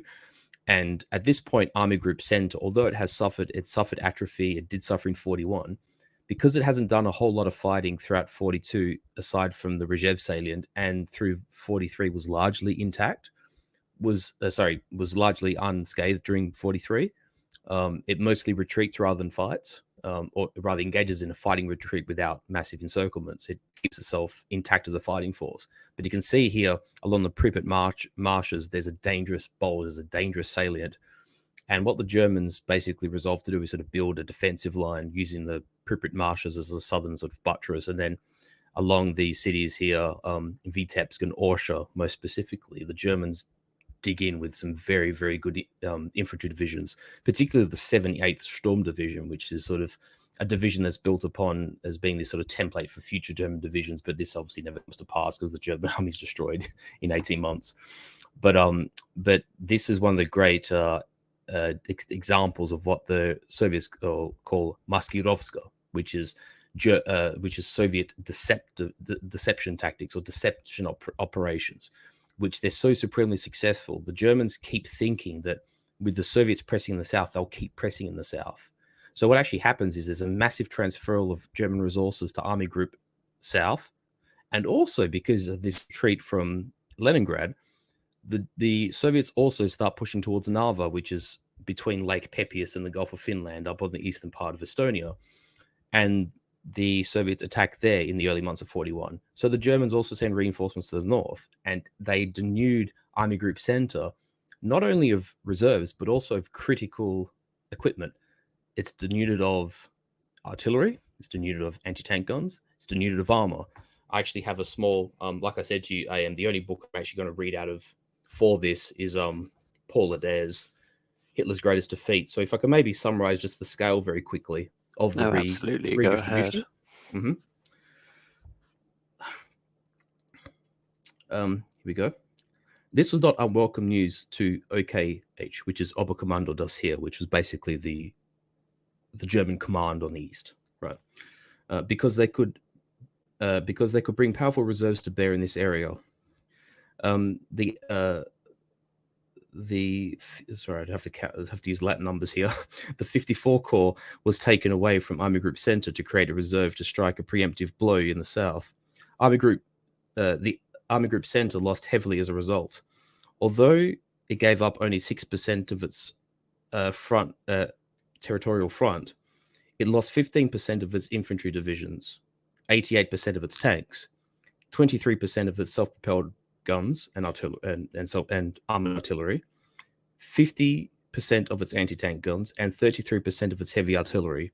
A devastating blow as the date of the Soviet offensive approached. So you can see to what scale Army Group Center was stripped bare, and what the Soviets were doing with their deception tactics was building basically like fake barracks, wooden tanks, all the things that even the British had experience with in Africa. The Soviets knew about this and sort of took it to another level. And even the Soviets would create basically false commands behind the front and sort of encourage useless radio chatter. Although the one thing that the Germans were aware of, because the Soviets had little in the way of radio discipline, they knew that there were formations massing. They just didn't realize the scale of it. And the Soviets end up with this massive disproportionate advantage, somewhere in the order of 10 and 12 to 1 against Army Group Center. And once the Allies have landed in Normandy, a week later, this offensive is launched. You can see here 19th of August. And within, I think, about 2 months, over 100 German divisions are wiped off the German order of battle. It's a catastrophe of the highest order. Only remnants of Army Group Center survive this. And it's a setback that there's no coming back from the Germans' perspective. And I have to say also, it is a fantastic display of how the Soviets have overcome all their deficiencies from 1941 up to this point and have basically almost used German tactics against the Germans themselves. There's a few points to raise. One of which being that there's quite an important diplomatic angle here, I think. And I think it kind of illustrates the point that even if the Germans had known exactly what was going on, then they were sort of not checkmated, but, checked perhaps, because one thing that they were very worried about, which did actually come to pass a little bit later, is that if there was too much of a strong push in the south, then Romania would be persuaded to leave the war, and thereby they would lose a huge amount of not only materials. We've already talked about the oil situation, which was going to be a huge problem in itself, but they'd lose a lot of men from the front line as well. And so they had to try and bolster that front to make sure that there was no penetration there. But likewise, in the north, they were also trying to keep Finland in the war. And so by having a strong presence in the north, they also were basically saying to Finland that they hadn't given up on that front. Correct. And this is correct. This is why, indeed, as you can see, that sort of like little white area up in I believe it's called Koronia in modern day Latvia, Western Latvia. They hold on to that in no small part very deliberately because they are trying to persuade the Finns to stay in the war for a number of reasons, not least to prevent Soviet manpower from being transferred elsewhere. And Absolutely. so although this is incredibly catastrophic for Army Group Center, it's the one that they can slightly more afford to sacrifice in a way, because the consequences for losing there, for taking heavy losses there, aren't quite as bad, aren't quite as catastrophic as elsewhere. But to sort of also illustrate that this isn't an entirely one-sided affair, I believe it's sort of a good place to demonstrate, as you sort of already have laid out, that this is one of the areas in which the Soviets are actually able to pretty comprehensively just defeat the Germans on almost their own terms, of just sort of outfoxing them. But they are still suffering pretty horrendously in the process. So as they are advancing through Belorussia, they are actually having to conscript the men that they are just liberating to refill the divisions that are depleted and will never be fully brought back up to strength. Even though the Germans are overrun basically everywhere, because at this point both the Germans and the Soviet soldiers know what awaits them, the Germans fight with just astonishing tenacity. And even though many units try and break and regroup, which actually happens, I'm trying to think which siege it is. It's just wasn't actually it's the retreat from Vitebsk, I think, where the commander of the what the Germans call the Festung-Platz, like the city defense, detonates a bridge across the river, because you can see that the Vitebsk runs along the Dravina River. Some of the garrison is actually basically left in the city abandoned, and as they try and retreat from the city, they're being relentlessly strafed by the Red Air Force. Because you got to think, by 1944, even though the majority of or not the majority, but the significant Luftwaffe strength partaking in the defense of the Reich over Germany to attack Allied bombers, there's a strong presence in Italy, under Kesselring. There's only so many assets that the Germans can have in the east, even though it's still a strong percentage of the Luftwaffe itself. But by 1944, all of the Red Army, or all of the Soviet armored forces, well, particularly, forget the Navy, but particularly the Air Force, the Red Air Force, and the Red Army have gained a lot of strength through 43 and 44, and they've become a potent force. And like you say, the losses are horrendous. This is kind of like the reverse of Barbarossa, where the Germans are sort of relentlessly advancing but suffering horrendous casualties wherever the Soviets are resisting. The boots on the other foot in 44. It's much the same thing. But the fact is, like, the Germans just don't have reserves after this. These troops are truly irreplaceable in the stricter sense of the word.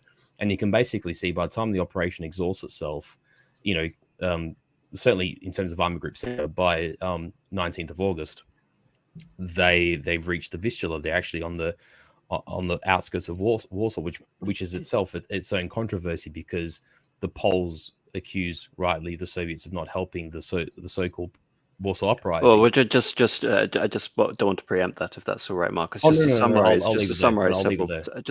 several points. Thank you for that brilliant summation. Indeed, in terms of bolstering your point, especially the Soviet awareness that Bagration represented some sort of counter Barbarossa, the initiation date was, of course, the 3rd anniversary of Operation Barbarossa, the 22nd of June, 1944. But some other points just regarding combat casualties. During Operation Barbarossa, there was a casualty rate of around 5 Soviets to every 1 German. By Operation Mars, Operation Citadel, we're looking at a casualty rate of about 3 Soviets to every 1 German. When we get to Operation Bagration, it's nearly 1-to-1 in terms of the horrific levels of losses which the Germans are currently suffering against the vast pools of Soviet manpower. But I want to refer this back to Stalin and what Stalin's doing here, because, of course, the mainstay in terms of the nominal headship of the military forces of the Soviet Union, the People's Commissar of Defense, was Voroshilov. Shortly before the war, Voroshilov was replaced by Stalin's pet marshal, Semyon Timoshenko. And only 1 month into Operation Barbarossa, Stalin made potentially the ruinous decision of placing himself in direct control of the Soviet armed forces by making himself pro tem People's Commissar of Defense. And as Minister of Defense, during the early stages of Stalingrad, up until the end, the culmination of Bagration, Stalin issues Order 227, the not one step back order, which was one of his you can say, strategic contrivances or interferences into the operational capacity of the Soviet Union. By this, troops who retreated were court-martialed or shot, and they were reincorporated into penal battalions. Penal battalions would make up a certain ratio of the fighting force of the Soviet army, and they would basically be engaged in blocking maneuvers, essentially suicidal campaigns, as punishment for having retreated. And of course, this was so ruinous ultimately that by 1944, when the situation of the Soviet Union had flipped Operation Barbarossa and being able to drive the Germans out of nearly the entirety of the pre-war Soviet borders, with the exception of the Courland pocket, this order was rescinded.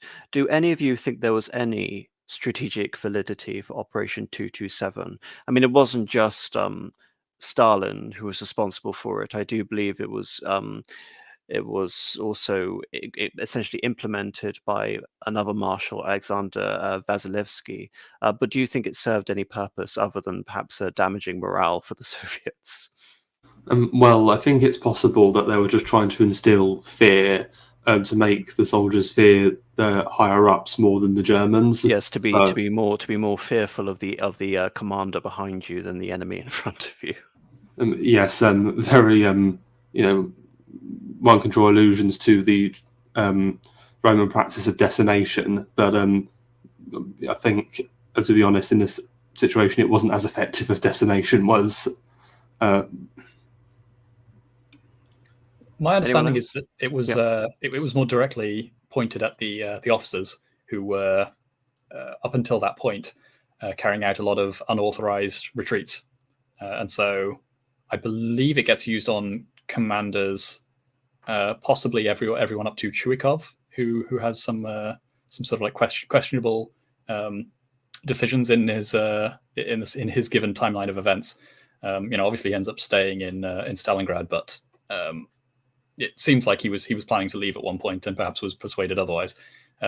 So yeah, my understanding is that it was mainly just to have a gun to the head of the officers, saying, if you retreat, then we'll shoot you. But otherwise, not that much was happening on the ground. That it wasn't quite enemy at the gates.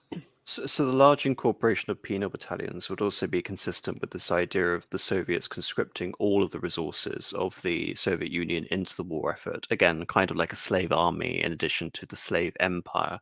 But of course, you can see this as essentially the escalation of the reincorporation of political commissars once Stalin assumes that responsibility as well.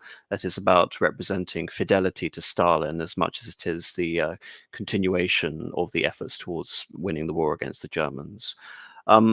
So, Marcus, you ended your point by talking about Warsaw, because this very much again gets back into Stalin's grand strategy as opposed to the military situation on the ground. Because as you can see, by the end of Operation Bagration, Stalin stops at the banks of the Vistula, opposite Warsaw. And he doesn't, as you can see by the map and the advances from August to the end of December 1944, Stalin doesn't push further into Poland. He pushes into East Prussia, tentatively up until the Niemen. But Poland is basically left to its own devices. And this is concurrently happening with a massive insurrection in Warsaw, led by the Polish resistance. And of course, consistent with Stalin's strategy is that Poland, of course, had been a powerful, independent country, at least powerful in the relative scale of Eastern Europe, before the Second World War. Poland had been the principal object of the designs of Hitler and Stalin in the Molotov-Ribbentrop Pact. And so the last thing that Stalin needed, also following on from the Katyn massacre, was the restoration of an independent Poland, just as he was beginning his steamroller into Europe, having reconquered the Soviet territories.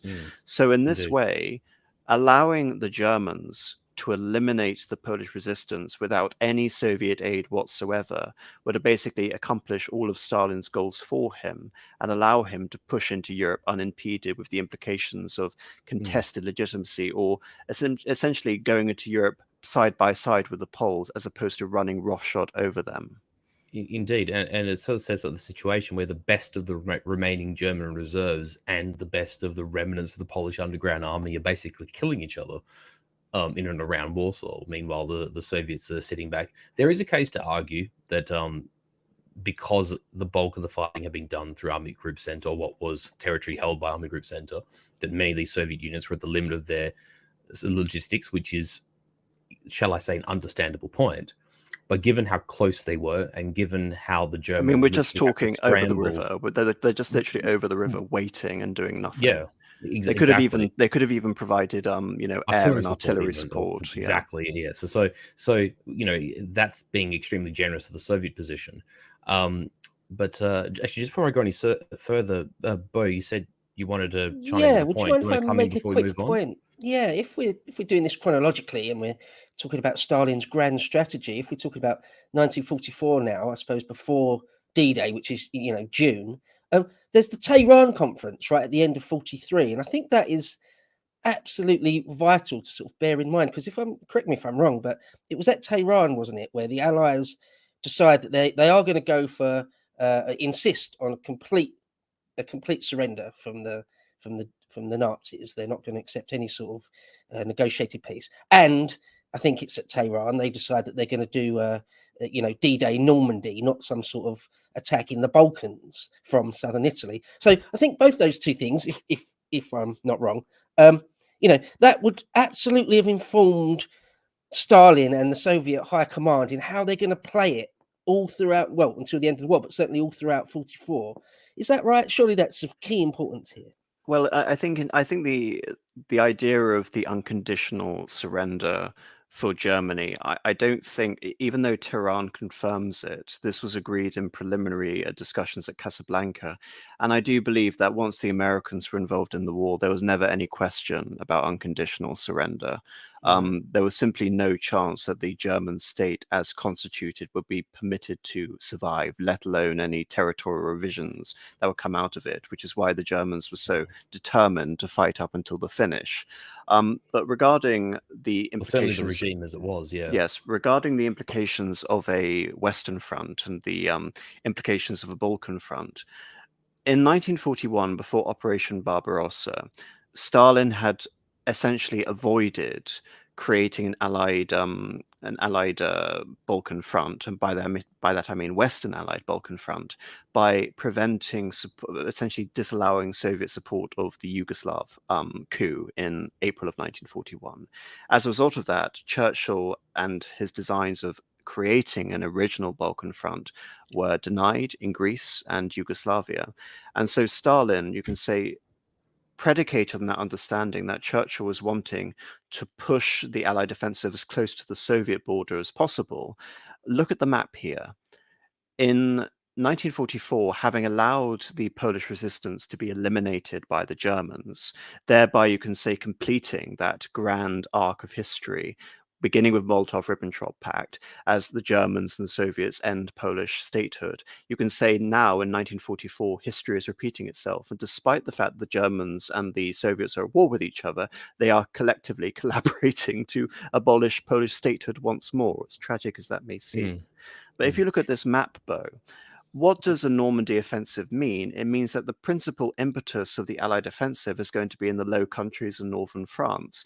At a time, Stalin is exploiting the focus of the Allies in the West by moving in to the Balkans, allowing Romania to flip sides tentatively. Hungary tries to do the same, but Hungary is invaded, Horthy is removed and replaced by the Arrow Cross Party. But nevertheless, the Soviets are able to occupy Bulgaria, link up with Tito's partisans in Belgrade, and occupy the vast part of Hungary. Essentially, all of the Balkans, with the exception of Greece and Turkey, are under Soviet occupation by the beginning of 1945, which is astounding when you consider that Stalin is not, unlike, you can say, Churchill or Roosevelt, Stalin is not thinking in terms of defeating the Germans. He is thinking in terms of establishing a Soviet empire deep into Europe and understanding the implications of essentially a successful Italian front or a new Balkan front in Croatia or Greece. The Soviets have prevented any possibility of that happening, and the Allies pushing into the Balkans vis-a-vis the Soviet Union by creating this new empire in the Balkans. And of course, it's not just here in the Balkans either. Rupert mentioned Finland in this and how the Courland pocket was in many ways a deterrence of Finland from switching sides, but ultimately the Courland pocket would endure throughout the entirety of the war, and Finland would ultimately be forced to sue for peace on terms favorable to the Soviets. What the Soviets do with Finland is that you can say their brilliance is not in demanding territory of the Finns, but in demanding neutrality. The territory that was essentially ceded to the Soviet Union in the Kaukazia was reincorporated back into the Russian Soviet Socialist Republic. Again, this is the fallout from the failure of the siege of Leningrad for the Germans. They also occupy Petsamo, which had been I think it's one of the largest deposits of nickel in Europe and Asia, which was a major strategic consideration during the Winter War of 1940. And they also Finland's only northern seaport. Sorry. Yes, and they take over Finland's only Arctic seaport, which ensures that Soviets essentially expand their dominance from the Murmansk region. But pivotally, they also ensure Finnish neutrality, and Finnish neutrality holds in terms of the far-sightedness of Stalin's foreign policy all the way up until this year, where Finland has just joined NATO. So, quick follow-up then. Would you say, is it too much to say that Churchill and Roosevelt sort of forsaken or have abandoned the Balkans and most of Eastern Europe, or even East Germany, or even an attempt to take Berlin for themselves? They've abandoned that at Tehran. Am I overstating that? Is that crazy? I think, again, it's in terms of what is Roosevelt's thinking. Because if you look at Roosevelt's thinking, first of all, I do not believe Roosevelt was fully in charge of the foreign policy planning of the United States. But if you look at Roosevelt and then you look at Truman, it's almost as if you're suffering whiplash, because Roosevelt seems positively predisposed to the Soviet Union up until the point of actively wanting to create a Soviet empire in Europe. There's no other way of looking around this. And this might be a good time post-Tehran, because you brought up that point, Bo, to look into the Morgenthau plan and looking into what the American and Soviet plans were for the destruction of Germany. Now we've talked about Stalin purposely trying to create an empire in the Balkans. And here, I am reading a couple of pages from McMeekin's Stalin's War, the link to which is in the description. At Tehran, Stalin and Roosevelt had aligned on the basic approach they would take to Germany after Hitler's defeat. All the main belligerents had agreed on the need to disarm the Reich, impose controls to prevent German rearmament, and ban the Nazi Party. While the Vozhd, the boss, Stalin, had not fully embraced unconditional surrender. And again, why would Stalin not embrace unconditional surrender? Because he would support a weakened, truncated Germany if it forestalled Allied advances into the West. Again, Stalin is not in any way ideologically deterministic when it comes to this sort of thing. He likes to keep all of his options open. What would allow, essentially, the Soviets to pursue their own policy, their own interests? Had not signed off proposals to dismember Germany, and on Soviet claims on East Prussian territory.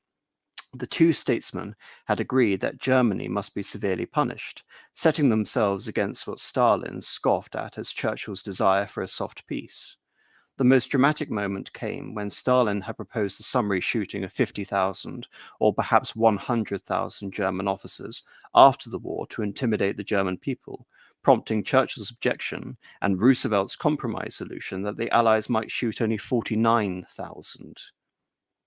As we saw, Stalin prevented a breach by embracing Churchill and telling him that he was only teasing. Stalin was not joking, however, about his desire to dismember Germany or to conduct mass shootings of German officers.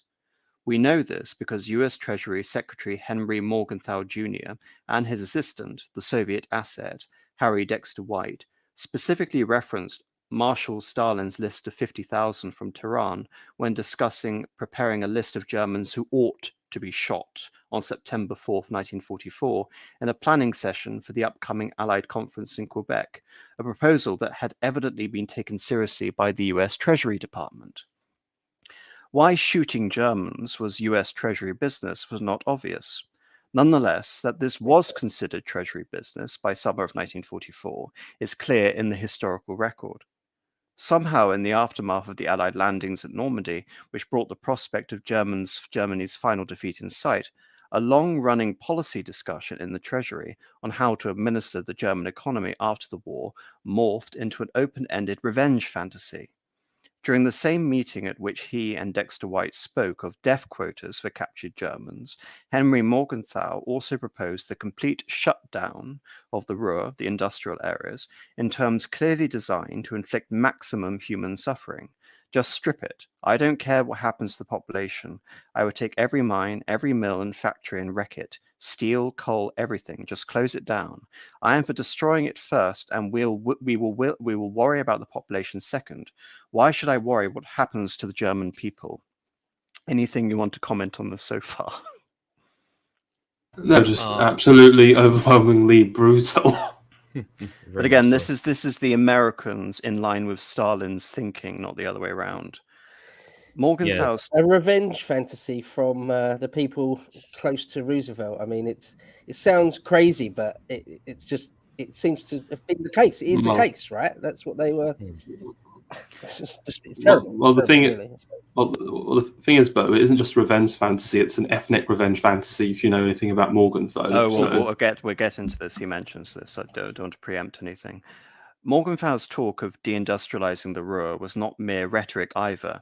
The Treasury Secretary had been stirred to action when White warned him about the softer plans for post-war Germany being prepared by the State Department and the US Army, i.e. the people who ought to be responsible for this sort of thing. The State Department plan for Germany, drafted on July 31st, 1944, recommended the rapid reconstruction and rehabilitation of the war-torn areas, including German industrial areas, and the eventual reintegration of Germany into the world economy, what ultimately happened, in order to aid post-war European recovery, trade, and growth. Although reparations would understandably be demanded by countries invaded by Nazi Germany, the authors recommended that payments be limited to 10 years, so as not to prejudice the establishment of democratic government in Germany, as the notorious Versailles reparations imposed in 1919 had done. Significantly, the State Department memorandum was brought to Morgenthau's attention by two Treasury officials now known to have been Soviet agents answering to Stalin. The first, Frank Coe, obtained a copy about it and passed it on to White, who shared the news with his NKVD handler, codenamed Kohlsdorf, on August 5, 1944. White then waited until he and Morgenthau had boarded a flight in Maine the next day, en route to the British Isles, and pulled a copy of the soft State Department policy memorandum out of his briefcase. As we are swinging out over the Atlantic, Morgenthau recalled, I settled back to read it, first with interest, then with misgivings, finally with sharp disagreement. White had arranged things perfectly, so perfectly, that even he was taken aback by the shattering violence of the Secretary's reaction. After landing in Scotland, Morgenthau was handed a copy of the draft plan of the Handbook of Military Government in Germany being prepared at the Supreme Headquarters of the Allied Expeditionary Force, SHAEF. Like the State Department memorandum, the Army Handbook emphasized the need for humane treatment of the population and expressed the hope that Germany would recover its footing enough to prevent the Allied armies becoming bogged down in a morass of economic wreckage. Reading this reinforced Morgenthau's view that action was necessary to ensure that post-war Germany was not given the soft glove treatment, an opinion reinforced after SHAEF officers showed him damage caused both by and from the fighting in Normandy and from the German bombing of London. Striking an emotional tone, Morgenthau told a British radio interviewer that it is not enough to say we will disarm Germany and hope that Germans will learn to behave themselves as a decent people. Hoping is not enough. Shortly before he left England on August the 13th, Morgenthau met with Anthony Eden, who showed him the minutes of the Tehran conference. The Treasury Secretary was encouraged to learn that Stalin, determined that Germany should never again disturb the peace of Europe, strongly favored its dismemberment, and that Roosevelt backed him wholeheartedly. Though noting that Churchill had not agreed, Morgenthau decided that German dismemberment endorsed by Stalin and Roosevelt was the true policy of the Allies, and that anyone advocating policies tending towards German recovery or unity was doing so improperly. On August 19th, after returning to Washington, Morgenthau met with the president and announced the too soft State Department memorandum. According to Morgenthau, Roosevelt replied, "Give me 30 minutes with Churchill and I can correct this." As for what the president planned to tell Churchill, it was akin to what Morgenthau claims he told him now. We have got to be tough with Germany, and I mean the German people, not just the Nazis. We either have to castrate the German people, or you have got to treat them in such a manner that they can't go on reproducing people who want to continue the way that they have in the past. In this way, Morgenthau stirred to action by a Soviet agent, and citing Stalin as the Allied authority on German dismemberment, a Stalin policy, he reminded the president, that Roosevelt had endorsed at Tehran, helped goad Roosevelt into endorsing the castration of the German people as a capstone to unconditional surrender. It was in the spirit of this outdoing of Stalin in vindictive bloodlust that Morgenthau and his treasury aides formulated one of the most significant policy doctrines of the Second World War. Morgenthau's own blood was clearly up, at least in part out of genuine conviction. The secretary was Jewish, which gave him a personal stake in holding Hitler and the Germans responsible for the ongoing mass murder of the European Jewry. Like Roosevelt, with unconditional surrender in 1943, Morgenthau had sincere personal reasons for advocating the policy line that he did, even if it did dovetail neatly with Soviet foreign policy objectives. The genesis of the Morgenthau Plan was not entirely innocent, however. The Venona decrypts have revealed, and this is a series of many revelations that have come out, that were even coming out at the time regarding Dexter White in 1939 onwards, have revealed that as many as 7 Soviet agents answering to Moscow had a hand in drafting this document, including White, Solomon Adler, who had gone to Cairo in 1943 to sabotage Chiang Kai-shek, who had moved to communist China after Mao was in power, Frank Coe, the man who handed White the soft-glove State Department plan for occupied Germany, and who would, like Adler, end his career working for Mao, and 4 others. Of these agents, White was the most important. It is now known that he was the principal author of the Morgenthau Plan. By the way, this is also the man responsible for the Bretton Woods regulation of the European, of the international financial system, along with Keynes after the war. This isn't some non-figure. It is now known that he was the principal author of the Morgenthau Plan, even if some of its vengeful tone regarding the harsh treatment of the Ruhr and the people living there was contributed by Morgenthau himself. White actually objected at one point to the planned destruction of the Ruhr coal mines, proposing that the industrial area be put under international control, which will produce reparations for 20 years, thus enabling Stalin to claim a share of the proceeds. Morgenthau insisted that the Ruhr be stripped of its machinery, the mines flooded, dynamited, wrecked, to make the Germans impotent to wage future wars. If this brought starvation or depopulation, Morgenthau thought, all the better. Citing as precedent for the Greece-Turkey population exchange of 1923, the secretary purposely proposed cheerfully, if you can move 1 million, you can move 20 million people. Indeed, that was the case with the vast relocation of Germans after the war, if we consider that they moved perhaps as many as 10 million, if not more.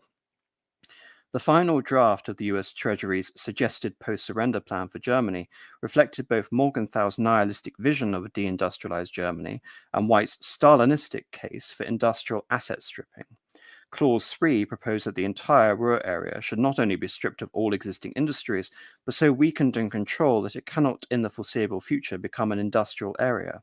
All industrial plants and equipment not destroyed by military action, a White influence passage proposed, shall be completely dismantled and transported to Allied nations as restitution. Clause 3 also advocated the depopulation of the Ruhr. All people and their families having special skills or technical training should be encouraged to migrate permanently from the area and should be as widely dispersed from the area.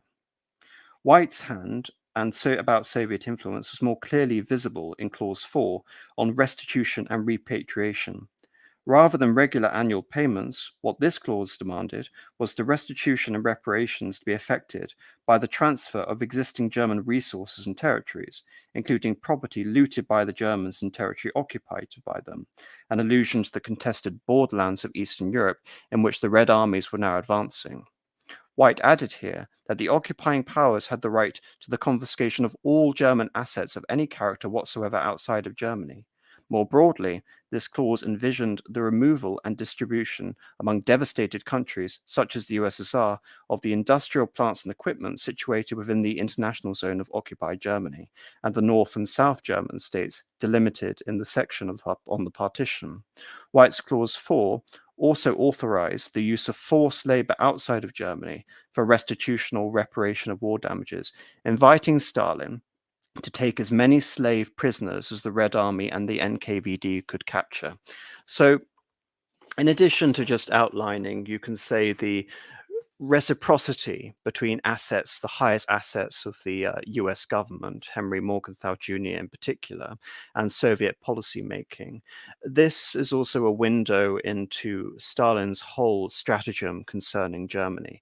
And indeed, you can say the limits of Stalin's imperialistic ambitions towards the end of this. But for now, if nothing else, this should illustrate how, up until the death of Roosevelt, in was it the 20th of April 1945, Roosevelt can be seen to be working very closely with the Soviet Union. Indeed, Marcus, you may enjoy this. When Roosevelt died, I believe that Goebbels tried to essentially establish this as a third miracle of Brandenburg, i.e. the death of Tsar Peter III, which caused the dramatic about turn in Germany's fortunes. You can perhaps argue... And how the Führer might be a second Friedrich the Grosch, but coming along. More interestingly, even though that didn't come to pass in the literal sense, you can argue that the death of Roosevelt was ultimately a great boon for Germany in the long term.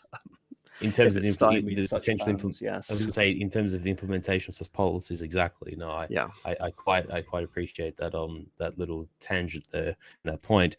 Just before we move on, just because we still have this map here, do you mind if I just repeat the definition of the word I'd been using before, Maskirovska, because I haven't actually defined it.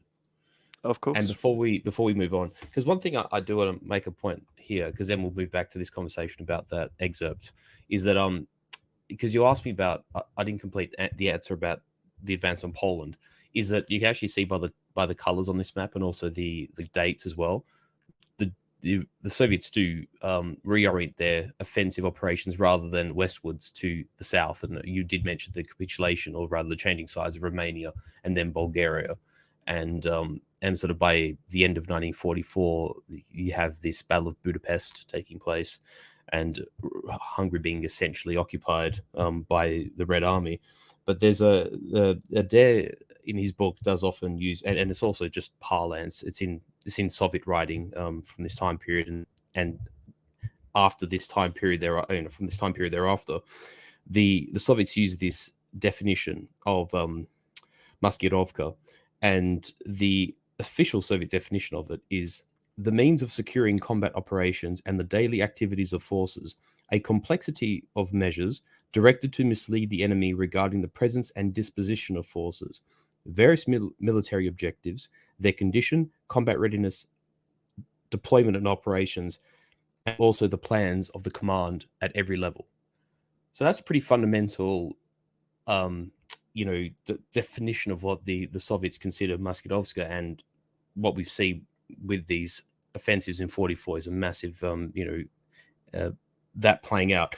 And just before we move on too, I just want to quickly raise the disparity of what we see, because really this sort of defines the trend from 1944 into 95, and how Germany's basically brought to the precipice of defeat, because essentially the Germans just cannot replace these losses, and the Soviets are only attaining a force with greater combat experience, greater proficiency. Even though they suffer their own losses, the Soviets just have the reserves to plug the gaps.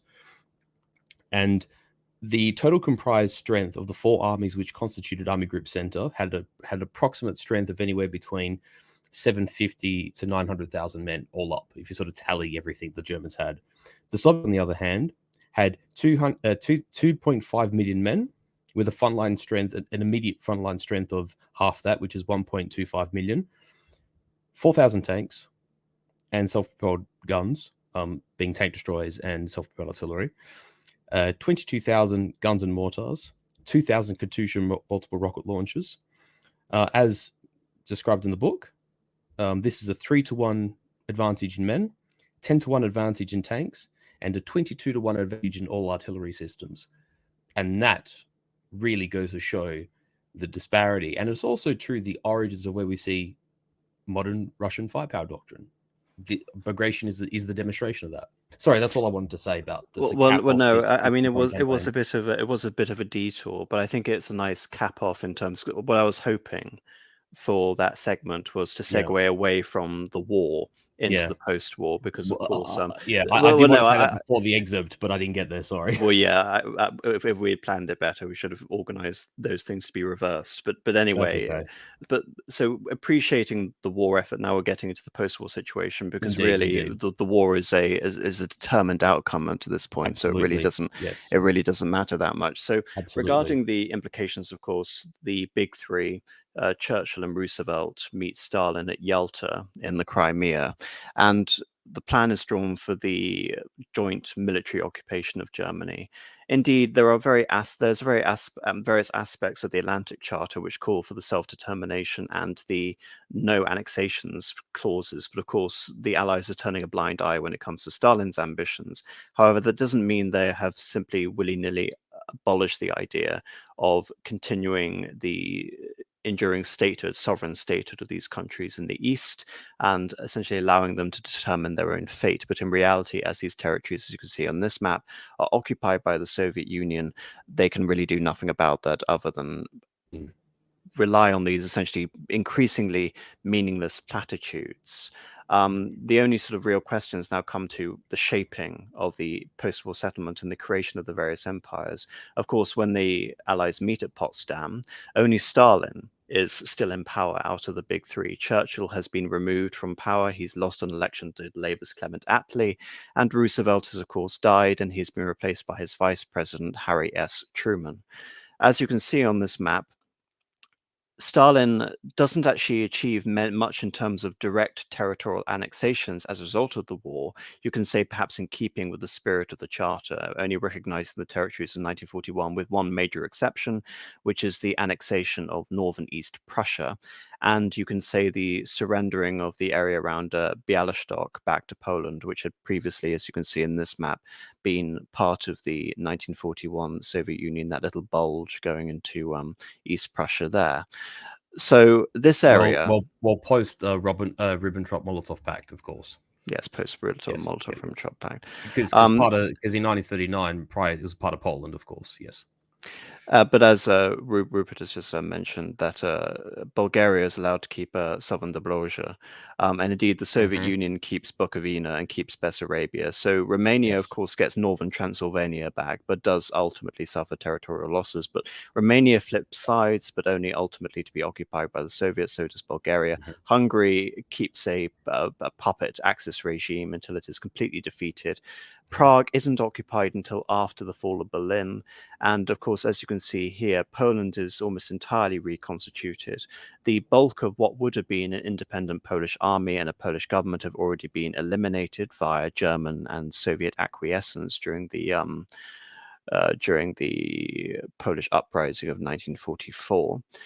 When you look at this map now, the recognition of Soviet gains and acquisitions to the Belarusian and the Ukrainian Soviet Socialist Republic entails essentially the loss of territories in Germany, which it should be noted if you actually look at the maps of the Morgenthau plan. I don't have them here. There is, of course, the permanent dismemberment of Germany, the division of Germany into north and south, the creation of an international zone. But areas such as Pomerania and Western Silesia are still attached to North Germany, but here they are completely dismembered and incorporated into Poland, which creates the modern boundaries of German Poland and the Oder-Neisse line, of course, consistent with the policy of ethnic removals, which have been continuing along with Stalin's reincorporation of the territories which have been occupied by the Germans. We see the wholesale, not just, elimination of various German populations, rape of German populations, and relocation of German populations from Poland, from the Baltic, from Hungary, less so in Romania, but of course from Czechoslovakia as well, with the Sudetenland populations, which are all removed. We're talking Germans in not just the millions, passing the 10 million mark are moved. So I mentioned that excerpt from the Morgenthau plan. That wasn't actually so far off the mark as it turns out. Ironically, this is, again, I look for these dark, sort of ironic little tidbits in history, one of which was Hitler's policy of the Heimansreich, the idea that all Germans should be incorporated into the Reich proper. And this was implemented by Germany during the Molotov-Ribbentrop Pact with the population exchanges, which meant the removal of the Baltic Germans from the Soviet Union back into the Reich. Of course, the Germans envisaged that they would be back very soon after the culmination of Operation Barbarossa having been a success. In reality, what this meant was the removal of all Germans out of Germany, from everywhere from Hungary to Poland to Czechoslovakia, etc., and then being forcefully relocated into what would then become the Bonn Republic, mainly West Germany. But of course, this is an interesting conversation to actually look at what is the grand strategic picture for Stalin, because we've already talked about Finland and the imposed neutrality of Finland, which benefited the Soviet Union and indeed Russia very well up until recently. But despite the occupation of these territories, Bulgaria, Romania do not have, and Czechoslovakia do not have ostensibly communist governments. The only, you can say, successful communist uprising, partisan uprising, Tito's Yugoslavia, has presented not only Stalin but the West with a fait accompli, the West having backed the Karađorđević dynasty under King Peter. Albania, of course, becomes part of the Soviet bloc as well. So in terms of, you can say, the creation of a Soviet empire, all of this is consistent. And indeed, Churchill, having consistently viewed Stalin not as a communist, but as a Red Tsar, tried to augment Britain's position vis-a-vis the Soviet Union via the percentages agreement, where, say, for example, Bulgaria, Romania would be in the Soviet sphere, Greece would be in the British sphere, and Yugoslavia would be divided 50-50. Of course, the irony here is it's not the Soviets who torpedoed this plan of basically an imperialist revisiting of the Balkans, but it was the Americans who torpedoed this plan. Again, if nothing else, demonstrating that Churchill and Stalin could do business, but Churchill was no longer in any position to negotiate with Stalin due to the fact that the relations, the power dynamics between the Americans and the British had shifted irrevocably in the favor of the Americans, which is all the more remarkable. And this is going to be a consistent trend of American policymaking towards the British, which is effectively style. Which is a great irony, because the one combatant who basically is hostile with Germany in military terms is Britain. I mean, you think Britain and France declare war on Germany with the invasion of Poland in 1939, or just after it, and Britain is the last man standing in that regard. And despite being the longest standing of Germany's enemies in the war, or the Axis, I suppose I should say, they have the least negotiating position, because essentially the Americans are largely supplying their allies from the great industrial and agricultural might of the United States. And the Red Army is just marching inexorably across Eastern Europe to and with the capture of Berlin, the eventual victory in Europe, as one might call it. And you're quite right about the percentages. And strangely enough, it's the Americans who torpedo all these plans to the advantage of Stalin, funnily enough, which you've basically referenced already. And the other thing that is worth mentioning too, because I know I think it was Bo who mentioned this a little bit earlier about, the whole, how the post-war settlement would sort of play out, is that the interesting thing about that campaign, and from that previous map, we see that drive south through Romania and Bulgaria and forcing those countries to capitulate, is that, that one there, is that even if, say, Churchill didn't agree, which he didn't agree, but then, for instance, if there was a different president at the time who may have had a more pro-Britain or pro-Churchill orientation rather than a pro-Stalin one, the fact is the Red Army's there. It's a fait accompli already. These territories have been overrun and dare I say conquered, or at least occupied by the Red Army. And so changing that balance of power would have necessitated essentially an atomic brinksmanship to have displaced the Red Army and forced them back. But indeed, and that's why you can say it's one of the rare moments of strategic sort of awareness from Churchill, is that he understands this, which is why he wanted to focus the front on the Balkans. He understands, but he's powerless. Yeah, that's the problem with. Well, no, he's beginning to think strategically when it's no longer relevant. Correct, and he can't do anything about it either which way. as a result, again, of the implications of his own policies. But again, this quick mention regarding Stalin didn't want Finnish neutrality. He did make efforts to keep neutrality for the sake of, again, appearing as if he was in keeping with, I hate to use this word, but I think it's very appropriate given what's going on, the rules-based international order, which the Atlantic Charter, the United Nations, the Roosevelt-Stalin cooperation were all attempting to foster. From Stalin's point of view, again, with the abolition of the Comintern, it was very effective to present a face of international respectability while undermining everything that he was ostensibly putting on, public face for. The idea of international communism and world, proletarian, Soviet revolution had not simply been omitted simply due to the expediency of Stalin as a result of the Soviet Union's policy during the war. And indeed, these will come back with a vengeance during this, which is, you could say, the transition from the death of Roosevelt to the beginning of containment and the Truman Doctrine. But just looking at this, because I've referenced the expansion of the Soviet Union into Europe, and of course the the Soviets establish a occupation zone in East Germany. It was actually going to be smaller, but Turingen, Thuringia was added when the Allies wanted a segment of Berlin, so that pushed the Soviet occupation forces essentially within striking distance of Frankfurt, which is one of the reasons when Eisenhower essentially oversaw the creation of the Bonn Republic, West Germany. Bonn was decided for the capital rather than Frankfurt due to its weak strategic position. But among other things, there were actually sort of main strategic limitations as a result of Stalin's acquisition of half of Europe. As paradoxical as that may sound, Stalin wanted more and he failed to get it. Of course, Marcus and I are very aware of Operation Countenance, the divvying up of northern Iran, as you can see on this map, which is why I chose this map, for the Soviet Union occupation zones and the Americans and the British in the south. Indeed, the British are also in Iraq. As a result of essentially the commitment made by the Allies during the original offensive, 6 months after the conclusion of hostilities, the Allies were supposed to leave, both Allies, both the Americans and the Soviets. Stalin was aware that the Allies would never leave Iran, and indeed he was correct, because the Allies would basically remain the controlling interest in Iran up until the 1979 Iranian Revolution that deposed Shah Mohammad Reza. So rather than allowing the Allies to take over a controlling economic and by extension political influence in Iran, Stalin tried to stay there. First of all, he tried to keep troops in northern Iran to prevent the Allies doing what they ultimately would do. And then when this failed, he tried to Rupert, surely you remember from our last conversation where you were talking about Karelian Finnish, you can say the establishment of a greater Finland through the creation of the Karelian Soviet Socialist Republic, i.e. appealing to these smaller republics as a way to expand, essentially create irredentist claims on other territories. Does that ring a bell? Yes, of course.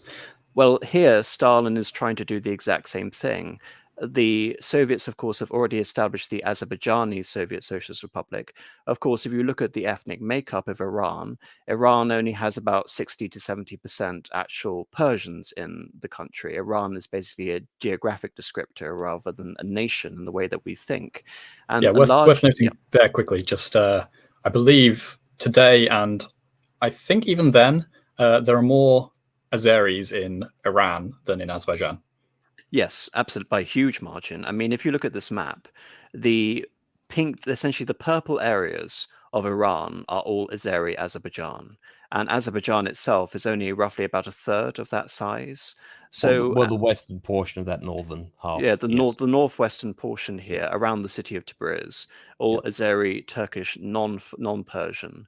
And that was essentially a pretext for Stalin to remain in this region by creating irredentist claims of the Azerbaijani Soviet Socialist Republic on Iran, and by extension, interestingly enough, creating a Kurdish Soviet Socialist Republic as well.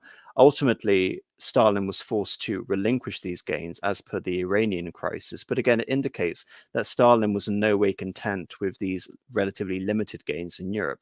And of course, what sits between the Azeris and what sits between Bulgaria, it of course is Turkey. In 1945, when it was certain that the Allies would win the war, Stalin broke with the agreement brokered between Ataturk and the Politburo in 1925. Basically, between 1925 and 1945, the Turks and the Soviet Union got along very well. They had a non-aggression pact, which also was very useful for the Soviet Union because Turkey didn't join sides with the Axis, which was actually a major implication in our alternative history scenario, wasn't it, Marcus? But believing Indeed. that he had the upper hand in any negotiations with Turkey, who had joined the Allied side in 1944, Stalin essentially wanted to renegotiate that deal, whereby a new non-aggression pact between Turkey and the Soviet Union would be signed if the Soviet Union was given military occupation zones in the Straits, essentially achieving what Russian foreign policy up until that point had always wanted to achieve, which is free access between the Black Sea and the Mediterranean. Now, what the Turks did under İsmet İnönü was play for time.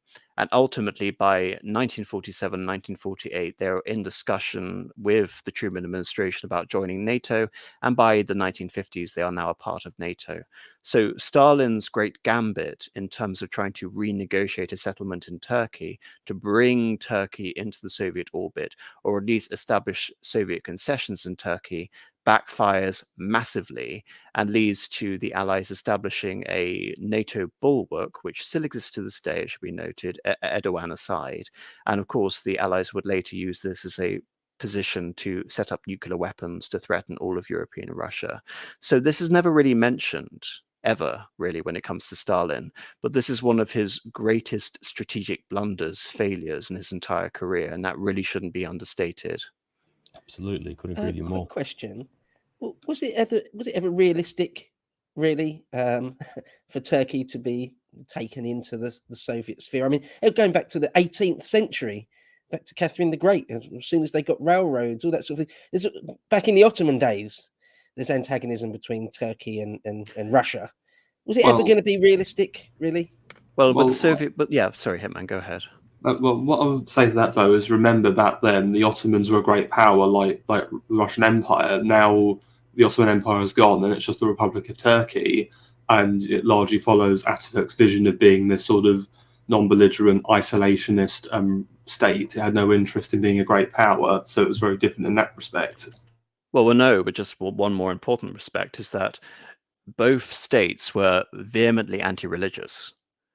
Kemal Ataturk implemented vast, far-sweeping secularist reforms, which were meant to be guarded by the Kemalist Officer Army Corps, which are only now sort of beginning to be rolled back. In the Soviet Union, of course, the leagues of the militant godless, they, of course, are also pursuing a vehemently anti-religious, anti-orthodox policy. So, Bo, consider that we previously had two ideological opponents, and now both regimes are anti those same forces, which helped polarize those nations to begin with. So, between 1925 and 1945, you can say Turkey and the Soviet Union were uniquely well disposed towards one another. And it was only as a result of Stalin overplaying his hand that drives Turkey into the Western camp. Yeah, and not only that, at the inception of the Turkish state, the Soviets are one of the few nations to sort of come to Turkey's aid and provides, apart from anything else, material support during their war against Greece and eventually against Armenia as well. Yeah. You got to my point perfectly, Rupert. I was about to say that, but exactly, no, precisely right. And moreover, too, it was at a position where it was actually needing to look for friends, because not only had its allies in World War One, been defeated. In this case, Bulgaria, which was hardly a friend anyway, and the Germans, they'd obviously been fighting with Greece. Greece was, with the Allies, and although the Western Allies didn't actually actively partake in the war. Certainly in the case of the French, the British, a bit of a different story. They did sort of engage in a few skirmishes with Turkish forces on the outskirts of Constantinople, Istanbul, and that northern peninsula. The Allied navies basically hold their guns silent in Smyrna, and so they're sort of alienated from all angles. And the only real diplomatic angle that the nascent Kemalist Turkish state has is with the Soviets. So you're quite right. So before that becomes too much of a tangent, but I thank everyone I'm for their stopping myself. It's contributions. okay. Because I know if I start you on Turkey, we'll get into Metaxas and we'll get Yes. into No. we'll I get will into Greek refrain, claims I on assure you. No, no, Constantinople. no, So no. we'll have to It's stop that for fine. now, because I have to No. briefly, of course, mention the Mm. Greek Civil War. The Greek Civil War, just to very briefly summarize, emerges in part as a result of the power vacuum, which was caused from the fall of Metaxas and the German occupation. But of course, from 1946 to 1949, with the failure of the percentages agreement between Churchill and Stalin, and you can say the febrile atmosphere in the Balkans, the Soviets, Yugoslavia, and Albania tentatively support the so-called democratic provisional government in Greece, which is mainly located around the north near the sort of Epirus region and Macedonia. But over the course of 3 years, this is defeated. This isn't helped by the Tito-Stalin split, which again is one of the severe, you can say, setbacks for the aggrandizement of the Soviet Empire. Because if you look at Yugoslavia on this map, not only does Yugoslavia bring pressure onto Greece and link Albania with the rest of the Warsaw Pact, indeed, Albania will go its own very weird route under Enver Hoxha, becoming first Stalin aligned and then Maoist aligned. Again, a result of its extreme isolation, given One the of the political oddities of situation. Albanian history, of course. But if you look at Yugoslavia, in addition to that, Yugoslavia gives one access to the Adriatic, which in turn puts pressure on Italy at a time where the monarchy has been voted out of existence in a referendum in 1946, and there is a budding communist movement there at the same time. So indeed, a And a strong hotbed of Yugoslavia. partisans, of course. Yes, and of course, the same situation effectively that was in Greece. Communist partisans entering into a political vacuum, taking over power in a post-war government. But of course, that doesn't happen in Italy.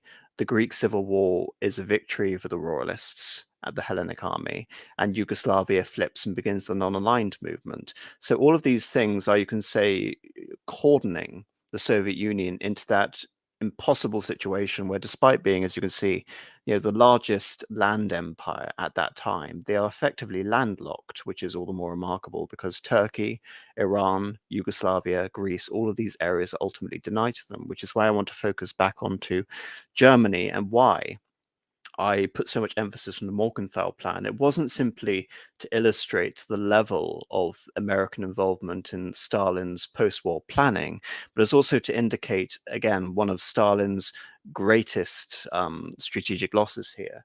Despite the fact that the Morgenthau plan called for the dismemberment of Germany, my view very much now is that from 1946, 1947, Germany now being occupied, it no longer suited Stalin's interests to have a continued military occupation or division of Germany. Why? Because as you can see on this map, only 1/3 of Germany is occupied by the Soviets. The remaining 2/3, including part of Berlin, are occupied by the French, the Americans, and the British. So any division, as did happen historically, would end up favoring the Allies over the Soviet Union. So the Soviet position is effectively to support the creation of an independent, neutral, disempowered Germany on the basis of the Morgenthau plan, A i.e., vassal state, essentially. well, not a vassal state, just a wasteland, effectively, a no man's land, deindustrialized, population, starving, full of refugee camps from all the Germans who have been dispossessed from the East, a complete basket case, effectively, what had once been the main sort of economic, cultural, scientific power in Europe, replaced effectively to a grazing territory between the Western allies and the Eastern allies. And of course, when you look at Austria, and to a lesser extent Finland, this is very much in keeping with Stalin's policy, not the extreme privations and deindustrialization which have been visited on these countries, but the fact that Finland and Austria are basically reconstituted, and then they become neutral. In the case of Austria, it happens in the mid-1950s. And again, Austria, I believe, is still not a member of NATO, but that's probably going to change very soon, given the situation that we're going through at the moment. And indeed, that is, you can say, consistent with what Stalin wanted to achieve when he didn't have full spectrum dominance, like over Czechoslovakia or Romania or Bulgaria or Poland. He instead opted for a strategy of imposed neutrality, because although it wouldn't benefit the Soviet Union, it would not benefit the West more, if that makes sense. And so the Morgenthau plan, with the exception of the territorial dismemberment, could essentially be seen to be the template for what Stalin's desire was for Germany, which was the ultimate buffer state between the West and the East, with all the what would later become the Warsaw Pact countries becoming the second buffer state after a weak no man's land Germany. And of course, what I think is actually one of the main turning points in this, which you're, of course, Marcus, you're aware of the end of Prussia, the Allied declaration, which results in the end of Prussia. Well, of course, deletion of it, yeah. The deletion of Prussia, one of the few instances in history where a nation is considered so toxic that it needs to be wiped off the face of the earth, as was the case in Prussia. And of course, this is relying on every trope pertaining to Prussian militarism. But what was the actual reason why Prussia was dissolved? Again, I just emphasize this to everyone in the chat. Whenever there's an ostensible moralizing or idealistic reason, always disbelieve it. Always disbelieve it. There's always another reason. I was going to say the obvious standout thing here is going to be to somehow justify the Russian, or in this case, the Soviet retention of the Kaliningrad Oblast without counterclaim. You would think so, though, wouldn't you? But who was the one person to oppose the dissolution of Prussia? Stalin. Well, I'm going to say Stalin. Okay, there you go. Yeah. And why would that be? Because if you look at Germany, even with the loss, a buttress against the West. More than that, even with the loss of Kaliningrad and the dispossession of Silesia, Pomerania, southern East Prussia, all of which were Prussian territories, obviously, Prussia isn't just East Prussia. Prussia also includes Westphalia, the Rhineland, Hanover, and of course Brandenburg, Prussian Saxony, Prussian Pomerania. So what I'm describing here is a nexus of territories which links East Germany and West Germany. So there could be no division of Germany with the existence of Prussia. So therefore, the deletion of Prussia was not due to Prussian militarism or the desire for the Soviets to legitimize their gains, but it was the first step the Allies made to the creation of West Germany. The deletion of Prussia. And to legitimize it, I suppose. And the other thing that's worth noting is, I don't know if you know this angle or whether you agree with it or not, but one of the reasons that Adenauer went along with it is because, being a Rhinelander himself, he was somewhat resentful of the Prussian influence in the Rhineland, and Adenauer was more than happy to rubber stamp this notion presented by the Allies. Well, and you're sort of going into the Kulturkampf legacy of Adenauer's Catholic Rhinish resistance, but I think that's Bismarck of sorts, I think that's less to do it. I almost see Adenauer. No, I'm not saying I'm just saying it's a factor. Well, no, I think it's interesting, but I almost see Adenauer as reconstituting his own Prussia in the West, effectively disinvested from any control in Berlin. But what I'm essentially outlining here is that all of these policies, the Morgenthau plan, the Prussia plan, all of these things are consistent with holding Germany together, albeit in a weakened state. And holding the administrative apparatus of Prussia, therefore, is essential to Stalin's plan. But of course, when you see the deletion of Prussia in 1947, from that point of view, you see the consolidation of Soviet regimes in the East. Of course, Bulgaria had a Tsar, briefly retains a Tsar. Romania has a king, briefly retains a king. Czechoslovakia reincorporates those figures who had actually been chased out of Czechoslovakia in 1938 and 1939, specifically Edvard Beneš, who had been the co-founder of Czechoslovakia along with Thomas Masaryk. All these figures are brought back in, and over the course of 1947, 1948, they are removed from power and replaced by essentially official communist regimes. The monarchy in Romania is removed, the Beneš restoration government in Czechoslovakia is removed, and all of this, again, is consistent with the Berlin blockade. And what I view the Berlin blockade really as representing in terms of the grand strategy of Stalin is often represented as an attempt to essentially starve West Berlin into submission and make a territorial acquisition for East Germany. Would you say that's fair in terms of the popular perception of what it essentially entails regarding the Berlin blockade? I wouldn't disagree personally. Yeah. Well, it would certainly establish greater sort of legitimacy over the idea of being the continuation of or the leadership of Germany, if that's yes, and that's the more important point. What the Berlin blockade really was, you can say, a desperate gambit by Stalin, the last serious gambit by Stalin, as a negotiating tactic to keep Germany together, i.e., to stop the Allies pursuing their policy of a creation of a new West Germany. Again, when I was reading that segment from the McMeekin, Stalin's War Book regarding the Morgenthau plan, we also see the State Department plan and the plan by the SHAEF, the U.S. Army Handbook, which was focused on the revitalization of a West German or a German economy, so that Germany could essentially have conditions which were favorable towards the creation of a democracy and a revitalized economy incorporated into that of the West. Well, of course, that is what they want, albeit just with West Germany. So Stalin's last desperate gambit, you can say, to maintain the Morgenthau plan, because while this is all going on, all of these things that I mentioned in that segment, essentially the restitution, reparations, booty theft, the elimination of East Germany's sort of industrial capacity, taking it back to the Soviet Union, all of this was happening within the Soviet reparation zone. Stalin wanted to incorporate this and have dibs on all of Germany. And so the Berlin blockade was the last desperate gambit to negotiate a settlement in Germany which ensured its unification and neutrality. And of course, that failed. The Allies went to every length to spare West Germany, essentially from falling into Stalin's hands, which could then be used as the basis for a future negotiation. And it is by 1948, 1949 that we see the formal division of East Germany and West Germany. And indeed, West Germany is founded just briefly before East Germany. East Germany is a response to the creation of West Germany. And from Stalin's point of view, it is a commiseration prize. East Germany is destitute. All its sort of material wealth, mineral wealth has been reconstituted by the Soviet Union as reparations. The West will become richer and stronger, and it'll essentially be an ulcer for the Soviet Empire.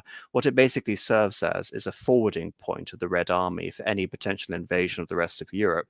But even when we look at the power struggle following Stalin, Beria himself looked at East Germany as nothing more than essentially a vacuum for the Soviet Union, something that didn't really benefit the Soviet Union in any way, and so believed that the financial rewards from ceding East Germany into a reunited Germany in 1953 would have outweighed any potential benefit in holding on to East Germany. So even though, again, the creation of East Germany is seen as a classic expression of Stalin's expansionism, I believe it's one of the greatest failings of Stalin's policy here. Just as a slight side point, if I may, just briefly, just because we have the map here and it's an interesting point, is that in terms of this idea, this true sort of notion that East Germany became this sort of desolate wasteland and very much a sort of hindrance for the Soviet regime writ large, is just basically a staging point for the Red Army, and is an important sort of counterbalance to sort of this coalescing of NATO forces that sort of, creates this iron curtain between the two powers to be, as we sort of come to know it in our reality, that provinces, for instance, such as Upper and Lower Silesia, such as Pomerania with its maritime and trade industry, these more valuable parts of East Germany are obviously transferred to Poland. So the parts of East Germany that could have actually made what would become East Germany a more viable state are actually taken from it following the Oder-Nisse line and the sort of Curzon variations of that line, but we end up with the strictest imposition of that line along the Oder-Nisse. Well, the interesting thing is, Marcus, is that these territories are hemmed off from East Germany, which could have potentially made it more viable. Well, the interesting thing is, Marcus, that would have basically meant that East Germany was, with the exception of Mecklenburg and Saxony, was basically just Prussia again. Correct. Just East Prussia. That's the irony, right? Well, but of course, this was a situation that all of the Allies agreed to, not just Stalin. And indeed, for Stalin, it gave him the ability to save face regarding his gobbling up of Eastern Poland by awarding them these territories from the defeated power. And indeed, the idea that Germany could have survived the war at all and survived the war without really any territorial losses based on its 1938 border, I think was just unrealistic, given, as we saw, the bloodlust of the Allies to dismember and destroy Germany. Exactly. And indeed, we see, like, if you look at the French, I meant though my comment in the context of it being hang on, let me think of how to phrase this. In terms of its reality as being this sort of puppet state of the Soviet regime and as a buffer state, that once this realization had been realized that there would not be some modifications to that Odessa line, but that didn't actually turn out. And like you say, in the end, with Poland not even being an aggressor in the war, had been stripped of its eastern territories, as we see, parts of what was former Eastern Poland, what they call the Krezi, has been incorporated into the Ukrainian SSR and the Belarusian SSR, and also the Lithuanian USSR with the city of Vilno or Vilnius. Poland is recompensated with the territories in the west. So there's a lot going on there. well, for the Polish situation, it favors Stalin in every respect. He gains territory and it pushes the boundaries of the Warsaw Pact, the would-be Warsaw Pact, further west. And of course, if Germany were, as per Stalin's original plan, to become neutral, the Oder-Neisse land would be, again, a convenient buffer for Stalin against the German wasteland.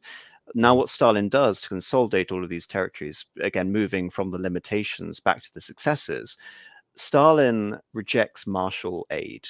Of course, during the West, General Marshall is responsible for you can say, the reconstruction of Western Europe. The same money is offered to the Soviet Union, but of course, Stalin believes that aid essentially is nothing more than a pretext for political involvement within the Soviet economy and an undermining of the Soviet system. So despite the devastation of the Soviet economy, despite the vast casualties that have been invited on the Soviet Union, we're talking in excess of 10 million here, Stalin believes that having economic sovereignty, and not just economic sovereignty of the Soviet Union, but economic sovereignty over his empire, is more important than the short-term interest of essentially the rebuilding project, getting the Soviet economy up to the level of the West. So he's prepared to turn down money in order to establish Comecon, and then by extension, the reintegration of Cominform. You can say the revitalization of the original Comintern, the Third International. And by that extent now, by 1947, 1948, the Soviet Union has established its own second bloc. You could say the second world, so to speak, after the first world, which of course represents the American allies, NATO and the West. Its own ideology, its own sort of political and military and now economic cohesion to go along with it. And of course, Stalin thinks of nation states in terms of economic markets, in terms of economic cohesion. He thinks of empires as an extension of economic markets. So in the same way that the West will eventually form the European Economic Community, which will then become the European Union, Stalin conceives of the same thing for the Warsaw Pact and the occupied countries in the East. So this is, you could say, the beginning of the integration of all of these economies into a Soviet empire, into Stalin's empire. But the West still has one major ace vis-a-vis Stalin. Do any of you know what it is?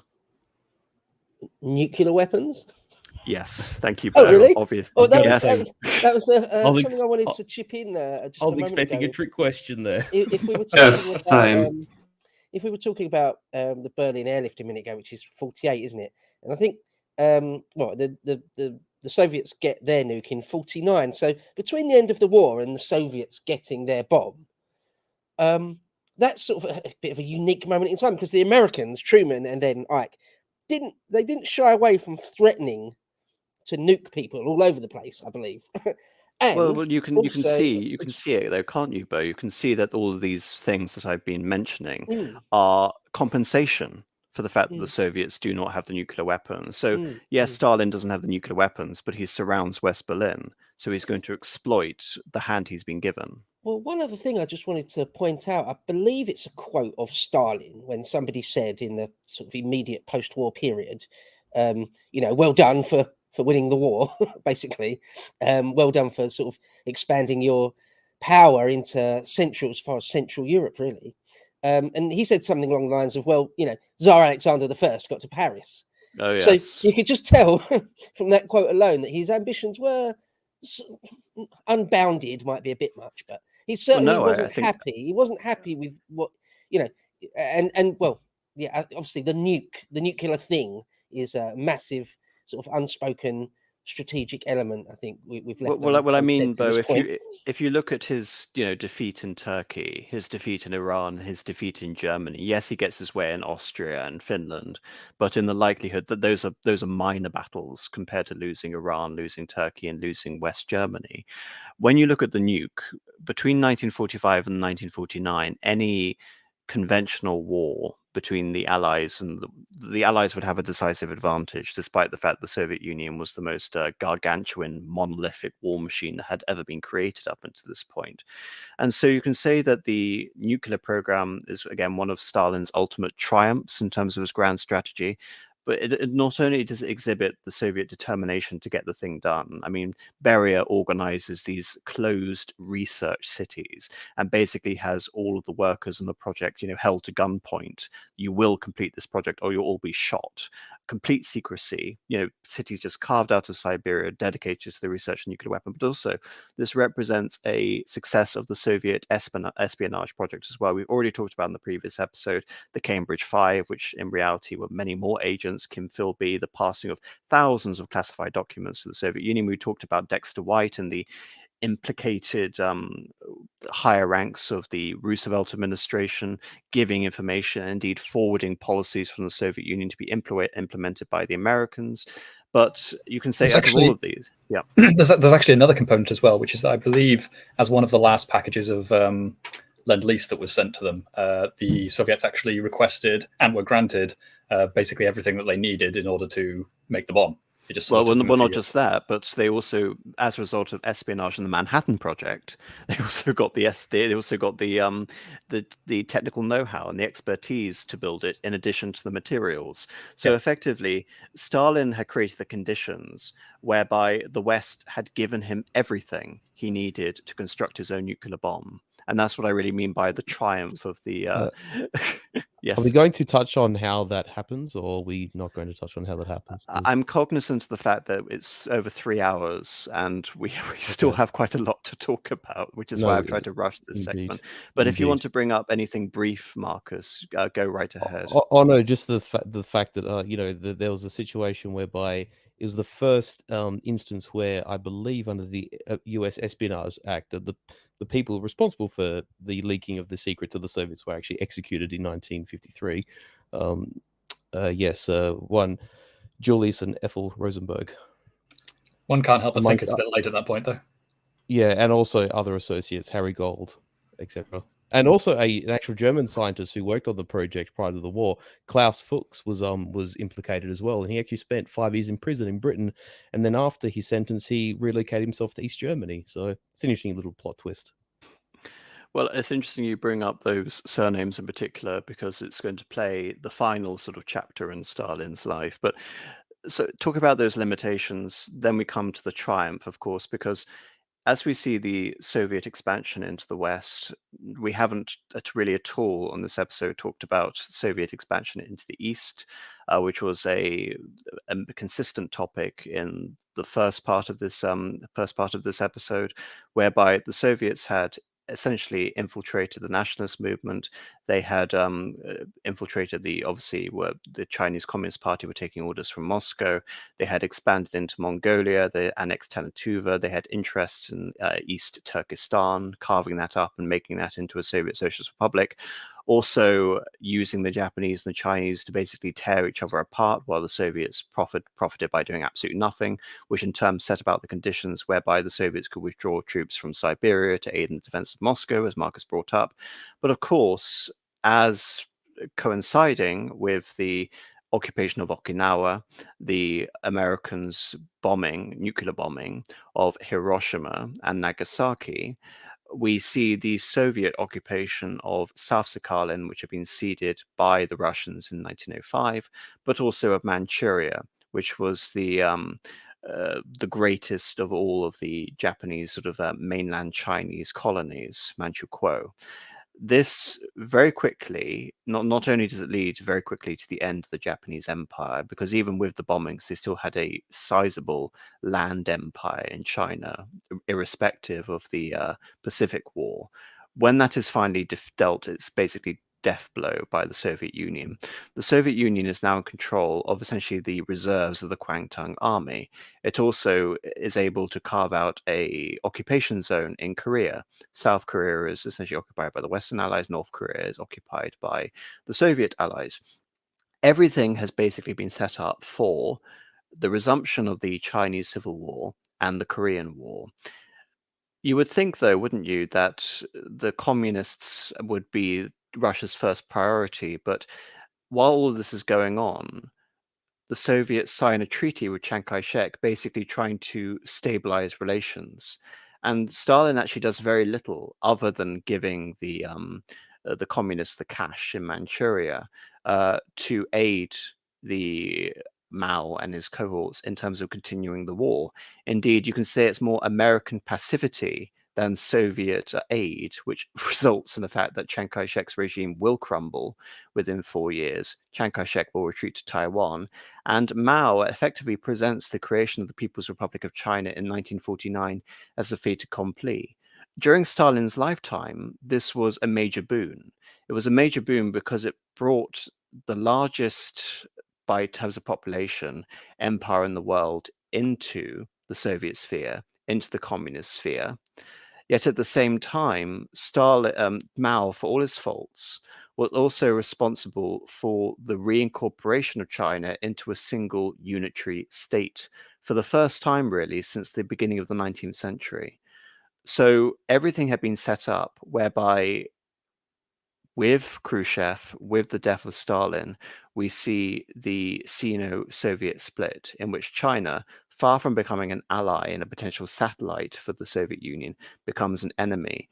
But during Stalin's lifetime, this is seen as a major boon, in part because even though it is Stalin who basically gives the orders to Kim Il-sung to invade South Korea, beginning the Korean War in 1950, who is it that actually sends millions of men to die in Korea? It's not the Russians, it's the Chinese.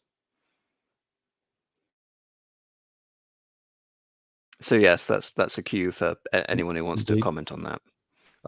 Actually, not really much to add, aside from the fact that, I mean, I was under the impression that what degree of Mao did receive support from the Russians actually basically captured German equipment. There was not a whole lot of support offered, but as you say, it's more the passivity of the West. I mean, frankly, the Americans and even to some degree the British, but especially the Americans, were in a position where they could have absolutely supported Chiang Kai-shek to a much larger degree. Well, as has been pointed out, Marcus, the American government was full of Maoist sympathizers. Correct. So, in addition to Stalinist sympathizers, hence we understand the nature of the not only the passivity, but one might even say the paralysis of the Americans to intervene. I mean, willful you have to think paralysis. Too, well, between I mean, let's think of it this way. That sorry, go ahead, man. Well, so I was going to say, between that and also the way that the forces of Chiang Kai-shek were used during the war itself. So there were some pretty famous debacles. I can't remember the name of the commander, but there was one in particular who was given command of a number of Chiang Kai-shek's best troops, as in directly an American commander in charge of Chinese troops, and they were squandered horribly. And they were completely bloodied, despite being. I think that was in was it Joseph Stilwell or? Well, I think it was Stilwell, if my memory serves me correct. It was in Burma, wasn't it? Yeah, I think so. And absolute crime what was done to those troops, essentially. But so there's that earlier on. There's the simple the fact of the tactical differences where Mao was using his troops much more passively than the active method being used by Chiang Kai-shek. But also there's the fact that the Japanese seem to have acted as though they were going to be basically left to their own devices, and they were going to be able to continue the war more or less unabated in China. So they're doing two things towards the end of the war. One thing is that they launch Operation Echigo, I believe it was, in 1944, where they launch wide-scale attacks across all of China, essentially. And at every possible moment, they prioritize the destruction of Chinese forces. And those are Chiang Kai-shek's forces, which would have been used against, in the continuation of the Chinese Civil War later on. So, similar to the opening of Operation Barbarossa, if they're given a choice between advancing to some strategic point or to destroy a Chinese force, encircle and annihilate a Chinese force, they will always choose the latter. And so that bleeds Chiang Kai-shek pretty heavily as well. But also they continue to build in Manchuria as though there's going to be no end to it. So I believe quite famously there's a state-of-the-art ball bearing factory that's finally opened for work in I want to say like summer of 1945. How convenient. Yeah, exactly. They were good points. I was actually going to mention Ichigo, but then I thought I'd give it a pass. But you've actually mentioned it as well. And yes, indeed, it's sort of given the loss of the Chiang Kai-shek experience in sort of 39-40, where he actually loses a lot of those elite formations, which in part, just ironically, are actually helped. Their training was assisted by the Germans. And those units are gone by 1940. But there's actually a lot of accumulated experience throughout 41, 42, 43, where Chiang Kai-shek and his generals accumulate, they husband their resources and actually manage to build something of an experienced, somewhat combat effective army against the Japanese. And they learn lessons in Burma. They learn lessons to some degree from the Indian campaign, their associations with British and American forces in the Southern Theater. And these, as you rightly say, are not completely eviscerated, but they are weakened quite critically at a very important time junction in the aftermath of Operation Ichigo. To relate this back to Stalin's grand strategy, though, in terms of why I think this is almost extra Stalin as opposed to representing Stalin's will, like we saw with Germany and Stalin's desire to turn Germany into united no man's land, Stalin's successful strategy before 1941 and the Japanese-Soviet Neutrality Pact was to support the Chinese only up until the extent that they can continue a forever war, effectively. That's what Khalkhin-Gol, Lake-Asan, and the various border instances really represent. A way to distract the Japanese forces from committing all of their armies to a full-scale conquest of China. However, after the war, you can say that the continuation of a long protracted war between Chiang Kai-shek and the Communist Party was in Stalin's interests more than the total victory of either force, as paradoxical as that may seem. Now, the reason I bring this up is because we've already seen in the first episode that Stalin was interested in the potential dismemberment of China with East Turkestan, and already we've seen that with Outer Mongolia. The Soviets, of course, have interests in Manchuria, and they have interests in Korea, ones that Stalin seizes upon while he's still alive from 1950 to 1953. However, Mao had come to power in opposition to the orthodox the orthodox Moscow-oriented Shanghai party cadre. And he had basically taken the party away from conventional Marxism-Leninism and towards Maoism, as it would become, which was utilizing the peasantry as the principal vehicle for the Chinese Revolution. Now, you can say this only represents an ideological deviation and a deviation in tactics, but it also sets Mao up as essentially a maverick in the grand scheme of the worldwide communist revolutions, because Mao is only prepared to align with the Soviet Union, despite his ostensible communism, because of the interest that would accrue for China in doing so. In other words, he wants the nuke, and he wants heavy industry. He wants Soviet advisors. He wants the rapid industrialization of China to ultimately meet and potentially even eclipse the Soviet Union, given the vast supplies of manpower. By the end of Mao's life, China will have a population in excess of 700 million. Now, for Stalin, what long-term benefit does it serve the Soviet Union to set up a communist state which is so powerful that it could potentially take over the mantle from the Soviet Union as the world's premier communist nation? And indeed, you can say that Mao's attitude of ambivalence towards China, and Mao Zedong here favoring a protracted conflict and disunity in China as being preferable to the Soviet Union, has ultimately played out in the fact that when we look at the modern relationship between Russia and China, China is definitely the superior in the partnership. Yeah, you made a few good points there. I was just going to make a. It seems to me, well, Mao gets in 49, doesn't he? Now, I find it interesting. From the first time I found this out, I found it fascinating. Really, what a strained relationship Mao and Stalin and later Khrushchev. The strained relationship between Beijing and Moscow, because they're only really nominally Marxist. You know, the Russians are Marxist-Leninist. Mao isn't that. Mao really isn't that. You know, so when Mao went to Mao was summoned to Moscow, and Stalin just keeps him waiting for days, or is it weeks, before he allows him an audience. It's sort of Stalin's quite dismissive, really, of Mao.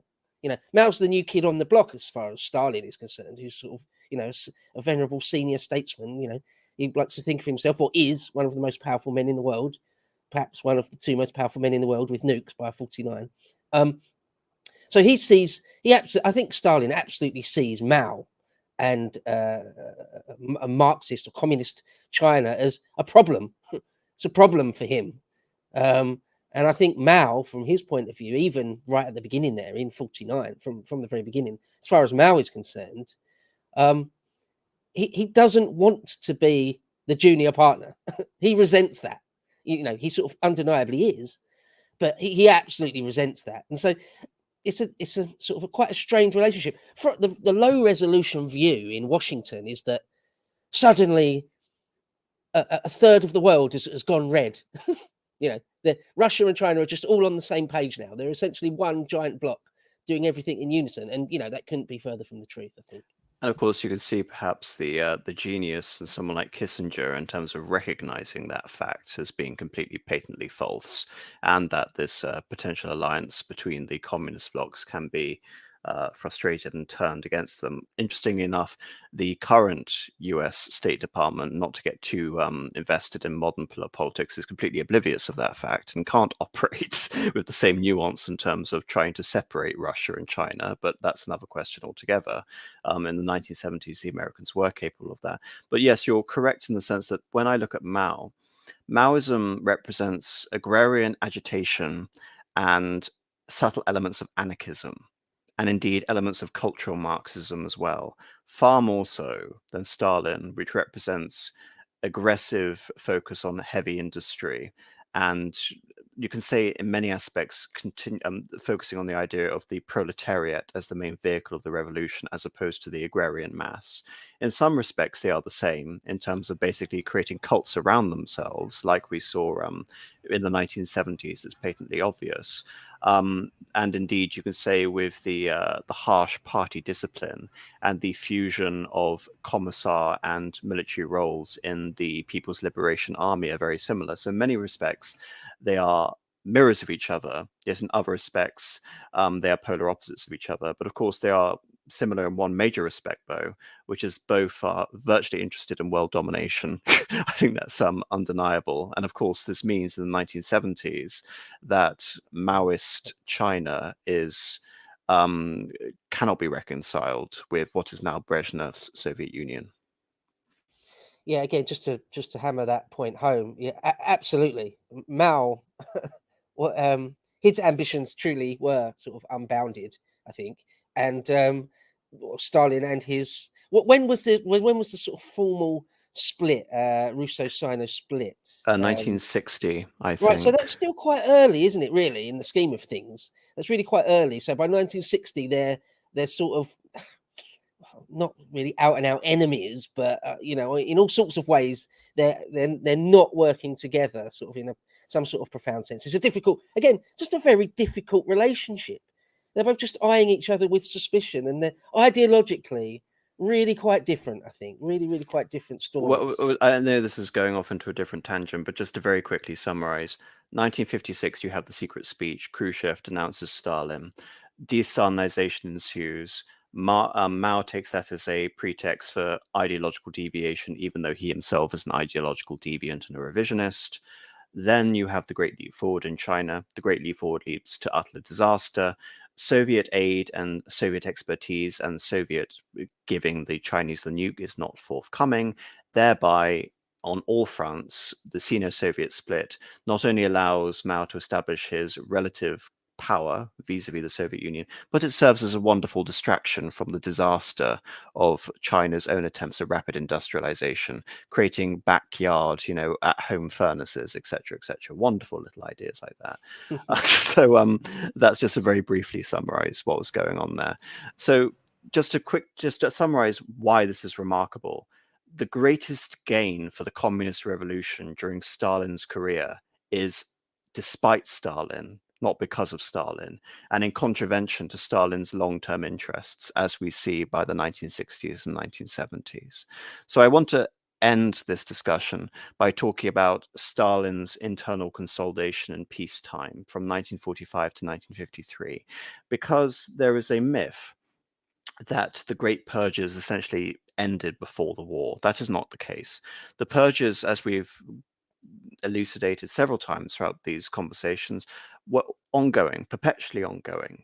And during 1949 to 1953, they reached a certain peak intensity. You've already mentioned, Bo, the idea, why did Stalin leave Leningrad essentially to be nothing more than its population basically to be put up as some sort of offering, a diversion for 2.5 years while the siege continues. Well, that's because, again, Stalin had I wouldn't necessarily pathological, but a determined hatred of the Leningrad Communist Party. That continues after the war, when the man who is, in my view, most likely to succeed Stalin as General Secretary or the paramount leader of the Soviet Union in lieu of the formal ranks of head of government and head of state, Andrei Zhanov, who had also married his daughter Svetlana, basically Stalin's son-in-law, not basically was Stalin's son-in-law, was purged from the party. And the Leningrad party was basically purged as it was after the Kirov affair in 1934. And this is called the Leningrad affair. Stalin was also worried about figures like Beria, of course, Lavrenti Beria, the head of the NKVD, a man who was consistently popped up in this conversation. And what's remarkable is the fact that Beria has survived so long, because his predecessor, Yezhov and Yagoda, of course, were all killed by Stalin during the height of the purges.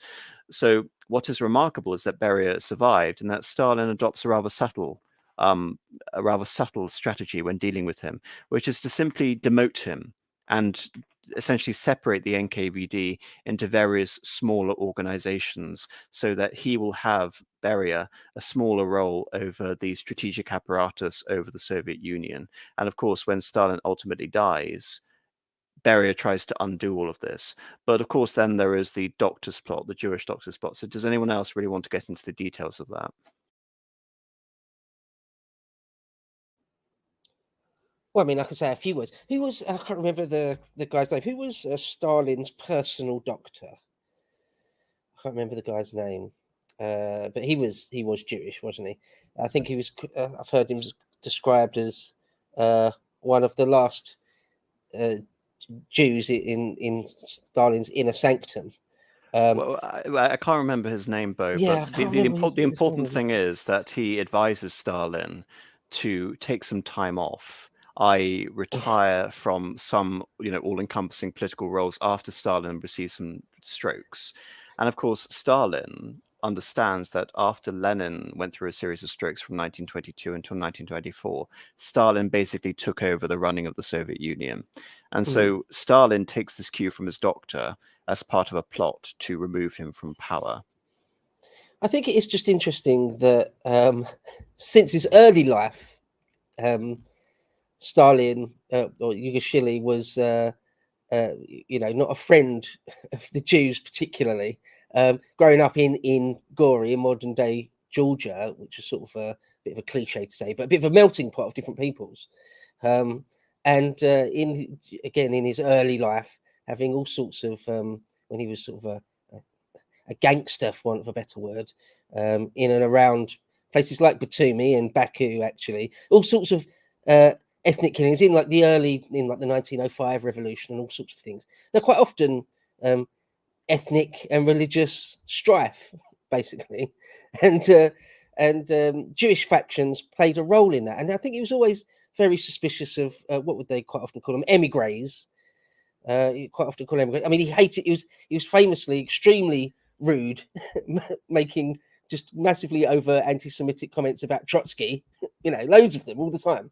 Yes, so he wasn't above any of that. But to push back against that, I mean, there's a difference between habitual anti-Jewishness, like you can say almost like just sort of day-to-day chauvinism, and then there is the difference between political that actually being translated into political action. So one of the last most prominent Jews in Stalin's inner circle was also a man like Andrei Zhanov, who could have potentially replaced him, Lazar Kaganovich. At the same time that the Volga Germans and the Crimean Tatars are being forcefully relocated into penal slave camps in Kazakhstan as part of Stalin's labor army, Lazar Kaganovich is pulling Jews out of the German occupation zones to safety. And of course, Lazar Kaganovich is also the political mentor of one Nikita Khrushchev, i.e. basically saying that it was more likely in 1953, from Stalin's point of view, that Kaganovich and not Khrushchev would have succeeded him.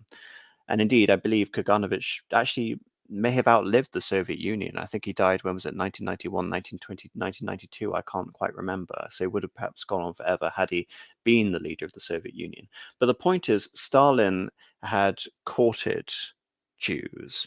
And of course, the creation of the State of Israel in 1947 was in part due to a vast diaspora of Russian Jews, Soviet Jews, some coming, of course, from America, who had fled the original pogroms in the 1880s.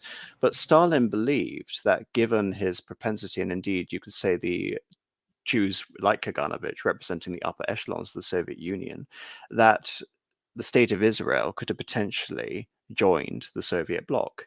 Indeed, it doesn't. And for the first 2 decades of its existence, up until 1967, Israel is firmly in the British and the French camp, especially regarding the expansion of Arab socialism, Nasser, etc.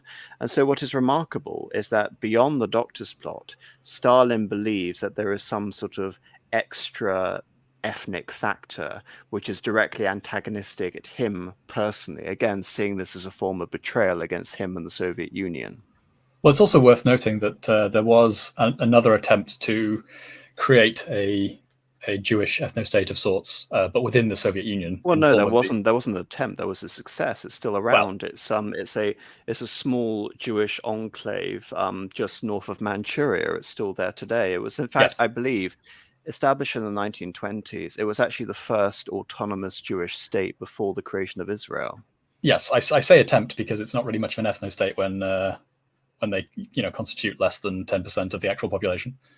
So, but yes, in theory, it's constitutionally it is a homeland for the Jews, but within the Soviet context, and so that sense in which they've kind of chosen a side, and that side is not the Soviets, to instead go to the newly created State of Israel that is more Western aligned, especially at this point, is probably quite easy to perceive as a direct slight. But also, I can't help but notice that there was a lot of Jewish influence, which was sort of in more of the Maoist camp. So I don't know to what extent that is. Well, I mean, not just the Maoist camp, but the lingering elements of the Fourth International and the Trotskyist camp, because of course you mentioned Trotsky earlier, Bo. Trotsky, of course, had been removed from the Soviet Union, and then he had led a counter-communist revolution against the Moscow-directed Third International. And of course, that cosmopolitan international association with the Jews and anti-Stalin communism was always pervasive in Stalin's mind. Of course, he'd been responsible for the assassination of Trotsky in Mexico in 1941. But in terms of this expanding beyond the doctor's plot, we have the prominent arrest of one Paulina Molotov, who just so happens to be the wife of Molotov proper, as in the foreign secretary, the prime minister, the premier of the Soviet Union. So this is reflecting all echelons of the Soviet hierarchy, and that is based on the fact that she was good personal friend of the later Prime Minister of Israel, Golda Meir.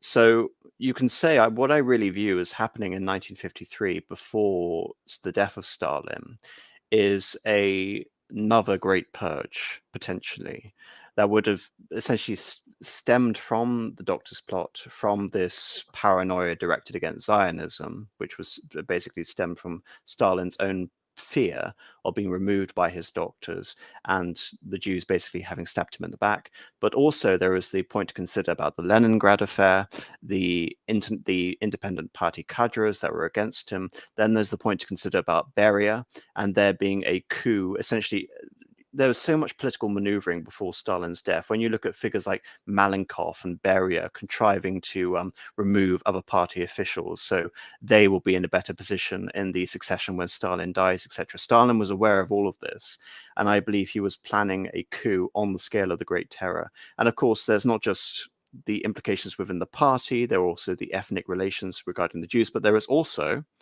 the military situation, because you brought up very early, Bo, the idea of Georgy Zhukov or some other Bonapartist figure coming in and removing Stalin and instituting a military dictatorship controlled by, is no longer the Red Army, is now the Soviet Army. And of course, Stalin fixated himself on the figure of Georgy Zhukov.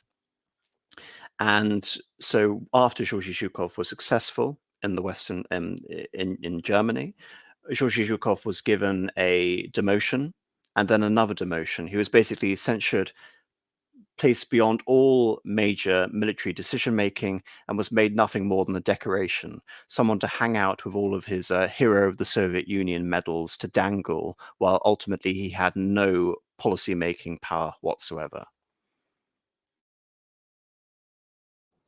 Right, yeah, I think you're quite right to say that if Stalin hadn't have left the stage when he did, that there probably would have been sort of big internal events quite soon after. Because it goes back to, well, you got Beria, you mentioned Molotov's wife, but do you think it goes back? You said just now, AM, that it's not necessarily what's true; it's just what was in Stalin's mind. And so, well, what was in I think Stalin's mind often had a grain of truth, even though it was right. Well, often exactly. This idea that the Trotskyists are all Trotskyists, whether real or simply in Stalin's mind, well, go back to sort of the Menshevik days. Go back to the Jewish Bund, the Bundists. That there's a whole large faction of sort of early Russian leftists that were specifically Jewish, that were were never on exactly the same page as Stalin, and that he carried all that through to old age. And if it was pure paranoia or a tiny kernel of paranoia or no paranoia at all, it's actually all true. He was about to be murdered by his Jewish doctors. Who knows? The But point is, that's what he had in mind. what you're detailing is, yes, it's historical, yes, it's consistent, but what is, reading beyond that, reading between the lines, what is the one thing he cannot countenance, which is autonomy? He is, the master of Stalin's empire. He is the master of the slave economy. He has to have complete control over the organizations he nominally represents, which means domination over the communist movement. So you can see his antipathy towards Mao is an extension of that same policy. Mao is someone he can't control, thereby Mao is not a gain for the communist revolution, but a loss to Mao's personal control over it. Yeah, I think Stalin's sense of being the preeminent person in the communist world or the whole world, I think that's certainly the case. He was a megalomaniac, I think. He definitely wanted to be sort of the living god of communism, didn't he? He didn't really want a rival like Mao. He obviously didn't want a rival like Trotsky, even if he was in Mexico City. He couldn't bear him breathing the same air as him. I think that's fair to say. But we're I will get to everyone's comments and summation just after this, but just unfortunately, I don't have any pictures to go along with this, but just imagine in all of the occupied cities, all those grand portraits of Mao being hung everywhere, how the Communist Party officials walking through the streets with banners, icons, effectively, socialist icons of, Stalin, socialist icons of Stalin, the great man, the great leader, the defeater of fascism, the liberator of Europe, etc., all that nonsense. Stalin constructing grand statues of himself in Berlin, in the occupied countries. And again, it just seems paradoxical that they are basically creating memorials to their conqueror. And of course, when he dies in 1953, not only do the Russian population feel genuinely distraught by that fact, but people in the occupied countries feel genuinely distraught by that fact. And when Khrushchev dares to criticize Stalin in 1956, it is the secret speech. It was something virtually unmentionable at that time. It's sort of remarkable in many ways that Khrushchev held on for so long, because it almost immediately spawned a counter coup against him, which is why you can say during his 8 years as leader of the Soviet Union, he was so prone to internal schism. And indeed, he was ultimately overthrown by more of a conventional orthodox Stalinist clique. So this enduring memory of Stalin as the god of the Soviet Union endures, and it endures to this day, even talking down to the notion that Stalin's convenient incapacity is, a part of the narrative of, Soviet victimhood. Again, it's just the memory of Stalin lives on into the strict narrative that even in Russia today people must observe. But I think that's enough really from me. I just want to go around and ask people's ask for general summaries regarding what they conceive as the legacy of Stalin's grand empire. So Hitman, first you. Well, I would say the legacy mainly what comes to my mind was the sort of ethnic sourcing out of Eastern Europe, where obviously the Germans were expelled, vast population movements, which are still with us today, including the modern borders of Germany and Poland as well. You've also, I think, have as well today, because obviously the other week I had you on my channel where we talked about Russia. You mentioned it, that the Soviet in Russia today, there's been this attempt to rehabilitate elements of the Soviet period, including Stalin himself, in it, like with the symbol of the Russian army incorporating elements of the Red Army, and the fact they still keep a lot of the old Soviet monuments around, like there's still the mausoleum to Lenin, and they've got all of the Stalin's body in the Kremlin wall still. So he had such an impact that they can't just ignore it, because it was part of their history for so long. I suppose the question I just want to quickly ask you, Hitman, then, do you see Stalin more as essentially the vehicle of the communist revolution, or as the Red Tsar? I would have to say the latter, because if you look at his strategy, he wasn't consistently acting in the interest of communism, he was acting in the interest of Stalin. So, Bo, what would you like to say? Oh gosh, there's so much you could say. I think the ghost of Stalin still haunts the entire world to this day. I think the map is, in all sorts of ways, still reflects his will. I think the mass deportations, the moving of people around, and the mass killings, and the Gulag archipelagos, all the mass incarcerations of people. I think the spectre of Stalin is still with us in all sorts of ways. I think he's one of those people, I don't know, like Genghis Khan or Napoleon or Alexander the Great, where his legacy will last for centuries, and in a way, it probably won't be forgotten for millennia. So I do think he's really on that scale. Rupert? Yeah, similarly. In a way, he sort of won, because he died a natural death after having expanded the empire far beyond what he inherited. And his legacy continues on, not only to today, but far into the future as well, because I can't help but think that anybody in his position who was perhaps a little less pragmatic, a little more dogmatic on certain points, probably wouldn't have survived the political turmoil that he ran into. And so I don't know. I guess it's to put a very definite moral slant on it. It's kind of one of the almost archetypal examples of where evil wins. Marcus. Well, I might take a somewhat more meta view of this, just to offer a different perspective, is that there really are few personalities in history who inherit or acquire an empire, come to the absolute precipice, to the skin of their teeth of losing it, and then come back from such monumental setbacks to then possess an empire greater than what was, and then, as Rupert just said, to actually die a natural death despite having spent one's life surrounded by enemies and would-be usurpers. And this whole notion, if we take the Machiavellian principle of being loved or feared, Stalin was very much a man who was feared by a great many. And I can't necessarily relate this to a person, but I think the only entity that I can imagine that was pushed to the brink of its existence only to come out of a war stronger would have to be people are going to be, oh, shock, horror, this is what Fury says, but is Rome in the Second Punic War.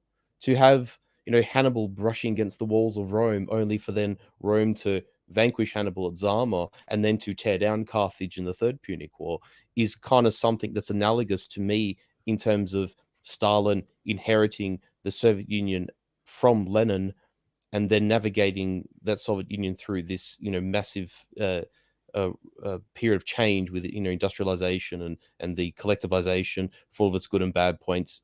Russia, although the process of the industrialization of Russia occurred under the Tsars, Stalin and his government accelerated the program immensely. And then the Germans, although for a time seeing the Soviet Union as would be allies, or at least my enemy is my friend, there's this cataclysmic war between the Third Reich of the Axis and the Soviet Union that reaches this sort of its sort of apogee with the Army Group Center breaking into the outer suburbs of Moscow, for then 5 years later for the Red Army to be hoisting the hammer and sickle above the Reichstag, I think is a really interesting sort of narrative of history that is. It is almost impossible to find a historical the comparison, funny which thing makes is, him unique. Marcus, the funny thing is, Marcus, you saying that, I'm just thinking on my own. Who is the only figure to my mind who inherited an empire, made it stronger, and suffered a humiliation as a result of the Germans? Augustus. True. Julius Caesar, Augustus, and the Battle of the Teutoburger Forest. Indeed, but Arminius was not surrounding the walls of Rome, which is how you could. That's how but Arminius was considered an auxiliary. He was considered a friend to Rome, like Hitler was considered a friend to the Soviet. I think there's some parallels. It's a fair point. It's a fair analogy, but I think the Hannibal thing is more. Oh no, it's more of a joke. It's more of a joke. It's more accurate. Okay, sorry. I've now approached sunrise, and my capacity for understanding humor has evaporated into the dawn. So my apologies, gentlemen. It's funny, Marcus, because that analogy of this great patriotic war being allegorious to the Second and Third Punic Wars, that's actually a thought I had myself many months ago, and I wondered if it was a bit crazy, but I think it's less crazy considering your embellishment of it. And it's also funny because we speak of this idea of Russia being the third Rome. Well, that's another connection there as well. Indeed, all roads lead to Rome. Right. One might say, sorry, AM, if I may, just the only other comparison I can probably think of is potentially Heraclius, but the problem is after he beats the Persians, he's then vanquished by the Arabs and loses I think I'm going to have to stop it there. That's a hard one. No, that's what I was going to say. That's the only one that compares. But anyway, I'll leave it there. All right, super chats. NB for $5 Thank you very much. Keep up the great work. Well, thank you. Alice Little, 1872 for £2. Scavenged Euro lorries, bad roads, few planes, bad. Okay, I'm not quite sure what that means, Alice Little, but thank you for the super chat. An overdose scuff for I'm not sure what currency that is. Swedish krona 50, I think. Thank you very much. Hi AM and Co. Can't watch the stream live, but what are some good Stalin books? Well, I open up that question up to the panel. Good Stalin books, everyone. Well, Stephen Kotkin has a 3-part biography on Stalin. Part 3 is not out yet, but part 1 and 2 are. So that's one. And of course, that book I mentioned earlier, which you read from, Stalin's War by Sean McMeekin. All those 3 are wonderful, and I'd highly recommend them. There's The Young Stalin by Simon Montefiore. I read that a few years ago. I've sort of based my series on my channel, History Bro. I did base my series on that book, and I reread it again recently, about, I don't know, 6 months ago. And if you're interested in the earlier life of Stalin and sort of the more like the Tsarist period, the pre-revolution years of Russia and her satellites, that's excellent. I recommend that for sure. We're kind of in an awkward situation, almost the reverse of the norm in some ways, where newer books in a lot of ways can be better than older ones, because so much of the information was not really available up until very, very recently. So with that in mind, I think, as Hitman said, Kotkin's work on Stalin, his 3-part series on Stalin is probably the best at the moment. Well, just a caveat on that. The reason that is the case is because the Soviet Union archives have been open since the 1990s. I might go on a conversation about the perils of new versus old books in historical literature, because, of course, when you enter conventional sort of academic history, you're always told modern is better, and I never believe that to be the case. And I might delve deeper into that conversation some other days. But of course, when it comes to access to better source material, obviously newer is better. Obviously, Josefina Haravega for $10. Thank you very much. Sorry, it's so little today. Well, Josefina, thank you very much. It's very much the thought that counts, and $10 isn't little, especially when you follow it up with another super chat for $5. Thank you very much. Spelling of the names of the 2 Soviet agents in the US Treasury. I shouldn't have to spell them. Frank Coe, C-O-E, and Harry Dexter White. I really don't think I should spell White. I think it's obvious, but those are the 2 agents, the most prominent agents anyway. Read the Morgenthau plan. And $2 again from Josefina. What text were you reading from? Read the Morgenthau plan. I was reading from Sean McMeekin's Stalin's War, and there is a link to buy said book in the description if you want to check it out. It is a very good book, and it is also a very new book. It's only come out in the last couple of years or so, based on recently unearthed material. I mean, just regarding specifics regarding the unearthed material, I think I must have mentioned it on some other stream about the myth of Stalin's drunken stupor. And again, I was basing that off. I'm not sure if I've actually recorded it anywhere, but I'm sure I've mentioned it on guest streams, or maybe even on, what was it, my Stalin review, my review of Death of Stalin or something like that. And again, it's interesting having those sort of historical assumptions and having them completely overturned by new evidence. So it's one of those rare things, but the more I think about it, the more it makes sense. So thank you very much, Josefina, for that super chat. Machiavelli sucks to go.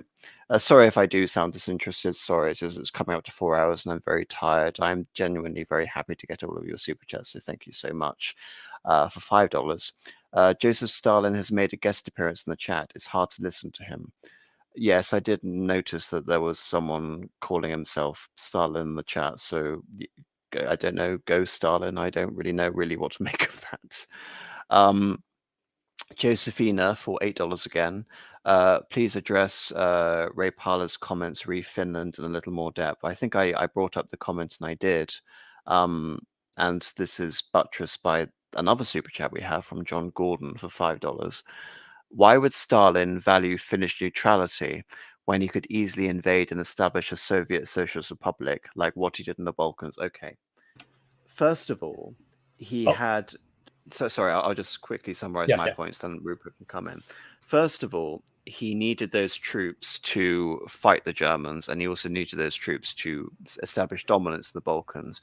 invading Finland, as was proved in the Winter War, is no easy task, because not only does Finland have that small boundary in the Karaja into Helsinki, but Finland is also a massive country in its own right. It's also a heavily forested country. It is also an incredibly cold country if you go as far as Lapland, meaning that even if Finland were to be invaded by the Soviet Union the second time and the Finns were comparatively exhausted, it would take decades potentially to subdue a guerrilla campaign in Finland.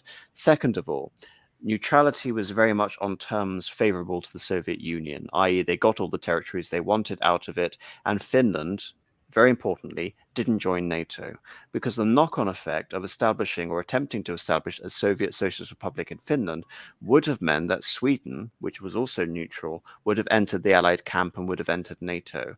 So essentially what leaving Finland as nominally neutral did for the Soviets was kill two birds with one stone and ensure that of all the Scandinavian countries, only Denmark and Norway would gravitate towards the Allies, and Sweden would maintain its neutrality. And I believe even now, Sweden is still not a member of NATO, albeit Finland is. So there were many strategic reasons why Stalin didn't attack Finland in 1944, 1945. But Which freed up a lot of troops in terms of having to deploy during the Cold War. Just a very second point. Sorry, Rupert, I'm sorry to interrupt, but just one point, because I did see that comment about not enough being mentioned about Finland, is what I wanted to quickly mention is there is the Lapland War, where in order to adhere to the Soviet demands for peace in 1944, the Finns are forced to push the Germans out of Finland, their previous allies. Meanwhile, and not just are the Finns forced to be neutral after the war, what the Finns are forced to do by the Soviets is to actively demobilize whilst they're pushing the Germans out of Finland throughout 44 and 45. And that ends up being a very difficult task for the Finnish forces to accomplish. Sorry, I just wanted to mention that because it is an important point. Yes, I mean, this is very much favorable neutrality. It's, you know, it's basically it's basically co-belligerence, if you can say, with the Soviet Union up until the Germans are defeated. And for the Soviets at that time, it suited all of their strategic needs, because again, they couldn't focus all of their resources everywhere. And like I said, ensuring Swedish neutrality was also a major strategic consideration. But anyway, Rupert. Yeah, I think it makes sense if you assume a certain amount of Soviet weakness that doesn't necessarily come across in most people's sort of conversation about the late Soviet army. So if you look at the headline number, then yeah, the Red Army is, I think, at the end of the war bigger than it's ever been in terms of manpower. But when you're looking at sort of like reserves and what they've got to fill the tank after they take losses, they're getting very rapidly tapped out, and that's why I mentioned earlier the kind of surprising element of having to conscript the population from liberated areas during Operation Bagration. That's to me at least indicative of quite a difficult manpower situation, and so they don't want to have to take any more casualties than they have to, and they want to knock out all these powers and even more ideally flip them over to their side. So that they can take far fewer casualties. So in terms of, as was mentioned with the Lapland War, that ties down an extra, I want to say 200,000 plus German troops that are never able to re-enter the war. In terms of the actual German homeland. So that's helpful, and it also means that they don't have to throw more men and take more casualties at Finland, who had also previously just successfully acquitted themselves very well during an offensive to protect themselves in late 1944, I believe it was. I don't remember what the name of the operation was, but that was quite significant in itself, and the Soviets didn't make all that much headway, so they decided to instead opt for an advantageous peace, which would again bring troops onto their side, which had formerly been adversaries. Just for the point, I believe it was the 20th Goebbels army, which was deployed up in the north, and yeah, like you said, had a sort of a fighting strength of around, I don't know if it was 200,000, might be something like in the order of 120 or 150, but yes, it was a sizable German force that eventually was sort of cut off from the rest of the Eastern Front as a result of the Lapland War and had to retreat into Norway. So it very much cost the Germans dearly when they could least ill afford to lose them. Yeah, exactly. But I mean, like I said, if you I think some of what Germany's doing at that late stage also makes some amount of sense if you're assuming more Soviet weakness than perhaps comes across usually, because things like leaving holdouts, Festung holdouts here and there, makes a lot of sense if you assume that Germany is sort of like one victory away from being able to turn things around again and then link back up and have all those forces keep their heavy equipment, and that's a longer conversation, but. Yeah, hopefully I'm illustrating the point that the Soviets are a little bit weaker than perhaps you might think at this point. Right, we're now beyond the 4-hour mark, so I think that's a good place to end this conversation for this evening. So I want to thank all of my guests for being wonderful and having wonderful comments and partaking in this discussion. I want to go around and ask if there is anything you would like to say before we leave. So Hitman, you first. Oh, thank you for having me on again, AM.